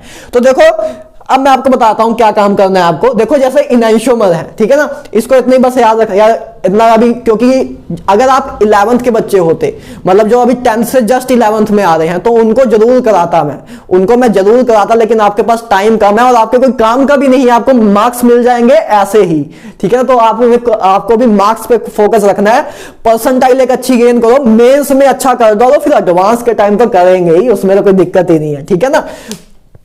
तो देखो D glucose and L glucose है अपने पास। तो देखो गाइज, अब इसकी पूरी कॉन्फ़िगरेशन क्या बनी, देखो इसकी कॉन्फ़िगरेशन क्या बनी, RS RR है ना। मैं अभी पोजीशन नहीं लिख रहा हूं, कि 2R 3S वो नहीं लिख रहा हूं, बस सीधा लिख रहा हूं RS RR। और इसमें देखो क्या बनी, इसकी क्या बनी, SR SS। तो देखो गाइज, इनैंशियोमर क्या होता है गाइज, इनैंशियोमर को आइडेंटिफाई करने का सबसे सिंपल तरीका यह है कि आप फिशर मतलब RS कॉन्फ़िगरेशन लिख दो कंपाउंड की, उसके बाद बहुत आसान हो जाएगा। देखो कैसे, जैसे गाइस देखो, एक आपके पास कंपाउंड है जिसकी कॉन्फ़िगरेशन R है और एक है जिसकी कॉन्फ़िगरेशन S है, तो R एंड S आर इनैंशियोमर। जैसे देखो एक आपके पास कंपाउंड है जिसकी कॉन्फ़िगरेशन RS है, जैसे देखो इसकी कॉन्फ़िगरेशन RS थी। एक आपके पास कंपाउंड है जिसकी कॉन्फ़िगरेशन RS है और एक कंपाउंड है जिसकी कॉन्फ़िगरेशन SR है। मतलब देखो इसका फर्स्ट R था तो इसका जस्ट ऑपोजिट S होगा, इसका S था इसका R होगा, तो RS है तो मतलब इनैंशियोमर क्या होता है गाइस, जैसे RS है तो इसका इनैंशियोमर क्या होगा, जब AS हो जाए और AR हो जाए तो RS एंड SR आर इनैंशियोमर्स, जैसे देखो A है RSR, देखो एक कंपाउंड है जिसकी कॉन्फ़िगरेशन आई RSR, तो इसका इनैंशियोमर क्या होगा, बस R को S बना दो और S को R बना दो, तो SRS। तो RSR एंड SRS वाले कंपाउंड जो होंगे वो अपने इनैंशियोमर होंगे, अपने क्या होंगे, इनैंशियोमर। और गाइस देखो अभी बताता हूं और क्लियर होगा। होमोमर्स देखो गाइस क्या होता है, होमोमर्स क्या होते हैं, जैसे एक कंपाउंड की कॉन्फ़िगरेशन RR है और एक की SS है तो इनको बोलते हैं होमोमर्स, इनको क्या बोलते हैं, होमोमर्स। एक होता है गाइस डायस्टेरोमर्स, इन दोनों को छोड़ के जो भी चीजें बचती हैं अपने डायस्टेरोमर्स हैं, वो अपने डायस्टेरोमर है, जिनको भी क्लियर करता हूं। देखो अब एक कॉन्फ़िगरेशन देखो डी ग्लूकोस में देखो इसकी कॉन्फ़िगरेशन क्या थी, RS-RR, इसकी कॉन्फ़िगरेशन क्या थी, RS-RR, इसकी क्या थी, SR-SS। तो देखो पहले R था इधर S आ गया, इधर S था इधर R आ गया, इधर R था इधर S आ गया, इधर R था इधर S आ गया, तो जस्ट उल्टा ही हो रहा है। इनैंशियोमर में हमें क्या चाहिए, बस R की जगह हम S लिख दें और S की जगह R आ जाए। ऐसे अगर दो कॉन्फ़िगरेशन मिल जाए तो वो दो कॉन्फ़िगरेशन इनैंशियोमर्स होते हैं, वो दो क्या होते हैं, इनैंशियोमर। तो देखो इधर R था इधर S आया, इधर S था इधर R आया, इधर R था इधर S आया, इधर R था इधर S आया, तो D glucose and L glucose are enantiomers. ये क्या है, इनैंशियोमर्स। आपको सिमेट्री ढूंढने की कोई जरूरत नहीं है, मिरर शीशा लगा के देखने की कोई जरूरत नहीं है, इतना टाइम नहीं है आपके पास। आप क्या करोगे, बस फीचर प्रोजेक्शन से बस उसकी कॉन्फ़िगरेशन लिखो और उसके बाद इस चीज को फॉलो करो कि बस आर हो तो दूसरे कंपाउंड में अगर उस आर की जगह पे एस आ रहा है और एस की जगह पे आर आ रहा है तो अपना क्या आएगा, वो होते हैं इनैंशियोमर्स, वो अपने होते हैं इनैंशियोमर्स। ठीक है गाइस, क्लियर है? तो ये आपके होते हैं इनैंशियोमर, क्लियर है? ठीक है, अभी नेक्स्ट लेक्चर में और क्लियर हो जाएगा अभी बस, लेकिन आई होप आपको समझ आ गया हो कि ये मैं चीज बता क्या रहा था आपको। ठीक है ना, डायस्टोमर गाइस कुछ भी हो सकते हैं इनकी, लेकिन मैं अभी क्लियर करूंगा कि इनैंशियोमर क्या होते हैं, इनकी थ्योरी बताऊंगा आपको, काफी कुछ बताऊंगा, इसलिए नेक्स्ट लेक्चर और बना रहा हूं, नहीं तो जल्दी खत्म कर सकता था। तो इनकी अभी थ्योरी और बताऊंगा, रैस्मिक मिक्सचर भी बताना रहता है। ठीक है, आई होप इधर तक अभी क्लियर हो। ठीक है ना, देखो डायस्टोमर कैसे हो, डायस्टोमर कुछ भी हो सकता है, जैसे आर एस है इधर आर आर आ जाए, ठीक है ना, आर एस है इधर एस एस आ जाए, या तो देखो जैसे इधर आर एस आर आर था, जैसे एक मान लो एक कंपाउंड की configuration I R S R R, और एक कंपाउंड आपको और दिया होगा। ठीक है ना, आपको क्वेश्चन ऐसे ही आएगा कि आपको दिया होगा this two compounds are given, these are, मतलब उसके बाद दिया होगा कि दीज आर, उसके बाद बस आगे ऑप्शन दे दिए होंगे, दीज आर, उसका लिखा होगा इनैंशियोमर, डायस्टोमर्स, होमोमर्स या नन ऑफ दिस, मान लो ऐसे दिया, तो बस आपको क्या करना है, कॉन्फ़िगरेशन लिखो, देखो उस अकॉर्डिंग क्या चीज आ रही है। जैसे मान लो एक आपके पास कंपाउंड ए दिया होता और एक कोई कंपाउंड और दिया होता जिसकी कॉन्फ़िगरेशन आ रही होती, जिसकी मान लो कॉन्फ़िगरेशन आ रही होती आर एस एस आर, मान लो उसकी कॉन्फ़िगरेशन आ रही होती आर एस एस आर, तो ये दोनों क्या होते हैं आपस में, डायस्टोमर्स। ये क्या होते हैं अपने आप में, डायस्टीरियोमर्स। ठीक है, ये होते हैं डायस्टीरियोमर्स, क्योंकि इनैंशियोमर क्या होते हैं, इनैंशियोमर ये दोनों है, क्योंकि देखो इधर आर की जगह आ रही है तो आर की जगह इधर एस आना चाहिए था, तब ये इनैंशियोमर बनेंगे। तो ये क्या है, डायस्टोमर्स, ये दो कंपाउंड क्या है, डायस्टोमर। तो आप कॉन्फ़िगरेशन से बता सकते हो कि कंपाउंड, दो कंपाउंड आपस में इनैंशियोमर है कि डायस्टोमर है कि क्या है। ठीक है ना, तो ये चीज है, तो जिनको अभी मैं आपको नेक्स्ट स्लाइड में, नेक्स्ट लेक्चर में क्वेश्चन में भी कराऊंगा, कोई दिक्कत की बात नहीं है। ठीक है ना, अब देखो गाइस एक चीज और देखो, वेज डैश रिप्रेजेंटेशन, वेज, ये आपको पता भी होगी वैसे तो। देखो गाइस हम एक रिप्रेजेंटेशन और करते हैं, वेज डैश रिप्रेजेंटेशन। उसमें क्या करते हैं गाइस, देखो जो डैश, देखो जो डैश लाइन होती है, देखो वेज डैश रिप्रेजेंटेशन ऐसे होती है कि देखो दो बॉन्ड तो ऐसे नॉर्मल प्लेन में होते हैं, दो बॉन्ड तो एकदम नॉर्मल प्लेन पे होते हैं, जैसे एक OH है और एक Cl है, ये तो नॉर्मल बॉन्ड है। और डैश एक हमने देखो डैश लाइन बनाई है, तो गाइस डैश लाइन क्या रिप्रेजेंट करती है, below the plane. Dash line क्या रिप्रेजेंट करती है, बिलो द प्लेन, कि मतलब बिलो द प्लेन है, एक बिलो द प्लेन है और एक अबव द प्लेन है। एंड वेज लाइन क्या रिप्रेजेंट करती है, अबव। एक गाइस इसको बोलते हैं वेज लाइन, इसको बोलते हैं वेज लाइन, इसको बोलते हैं डैश लाइन। ठीक है ना, तो अब देखो इसमें भी आ जाता है आरएस कॉन्फ़िगरेशन लिखना। तो इसमें देखो आरएस कॉन्फ़िगरेशन बहुत सिंपल है, देखो बस पहले प्रायोरिटी ऑर्डर डिसाइड करो। प्रायोरिटी ऑर्डर क्या बनेगा, देखो इधर क्लोरीन लगा है तो हाईएस्ट एटॉमिक वेट आला है, तो इसकी नंबर 1 पोजीशन पे होगा, इसकी हाईएस्ट प्रायोरिटी होगी, क्लोरीन का एटॉमिक वेट सबसे ज्यादा, उसके बाद इसकी होगी क्योंकि उसके बाद ऑक्सीजन आता है, क्योंकि इधर कार्बन है तो इसकी हाईएस्ट प्रायोरिटी होगी, उसके बाद इसका आएगा, उसके बाद इसका आएगा। ठीक है, तो देखो अब कैसे रोटेशन होगी, 1 से 1, वही काम करो, 1 से 2, 2 से 3 मूव करो, 1 से 2, 2 से 3 मूव किए। कैसे मूव किए हम, क्लॉकवाइज मूव किए है ना, देखो ऐसे क्लॉकवाइज मूव कर रहे हैं ना, क्लॉकवाइज मूव कर रहे हैं। और H कहां है, H कहां है, बोलो बिलो द प्लेन है, अपनी औकात में है, अपनी औकात में है। तो क्या लगेगा, देखो क्लॉकवाइज मूव कर रहे हैं तो क्या लगेगा, आर, मतलब सीधा काम चल रहा है, अपनी औकात में है तो काम सीधा करेंगे। क्लॉकवाइज के लिए right, clockwise right, clockwise right. ठीक है, तो देखो बस याद करने का तरीका बता रहा हूं और कुछ नहीं है। ठीक है ना, और कोई बताने का कोई और मोटिव नहीं है। ठीक है ना, तो ऐसा किसी को बोलना देना कि ये औकात से बाहर है, वो तो बस याद करने का तरीका बता रहा हूं। ठीक है ना, तो ये आपका ऐसे इस करके कॉन्फ़िगरेशन आप ऐसे लिख सकते हो। वेज डैश की आपको बस यही बताना था कि इसकी आप आरएस कॉन्फ़िगरेशन कैसे लिखते हो। जैसे इसका देखो, इसका प्रायोरिटी ऑर्डर क्या आएगा, पहला 1, दूसरा 2, ठीक है, दूसरा 2 और तीसरा A, तो आपकी ये 4th A आएगा। देखो ऐसे अब इसमें ऐसे मूव करोगे, 1 से 2 से 3 मूव करो तो ऐसे मूव किए। ठीक है, ऐसे मूव किए, मूव कैसे किए, क्लॉकवाइज। लेकिन हाइड्रोजन कहां है, अबव द प्लेन, हाइड्रोजन कहां है, अबव द प्लेन, अपनी औकात से बाहर है, तो इसलिए इसमें केस उल्टा वाला लगेगा, केस उल्टा वाला लगेगा। कि क्लॉकवाइज के लिए वैसे हम आर लेते थे, लेकिन अपनी जब औकात से बाहर हो तो उसको काम उल्टा करना पड़ता है, तो एस आएगी कॉन्फ़िगरेशन। तो इसकी कॉन्फ़िगरेशन क्या आएगी, एस। तो एक क्वेश्चन भी आ सकता है कि आपको ये दो कंपाउंड दे दे और पूछे कि बताओ दो कंपाउंड इनैंशोमर है कि मीजोमर है, ठीक है ना, मीजोमर है कि डायस्टोमर है कि होमोमर है, ठीक है ना, ऐसे आपको दे दे। तो देखो इसकी कॉन्फ़िगरेशन आर थी, इसकी एस थी, तो इसकी आर है, इसकी जस्ट उसके ऑपोजिट है, तो क्या होंगे ये इनैंशोमर, ये क्या होंगे इनैंशोमर। समझ गए ना, आप समझ रहे हो क्या होता है इनैंशोमर।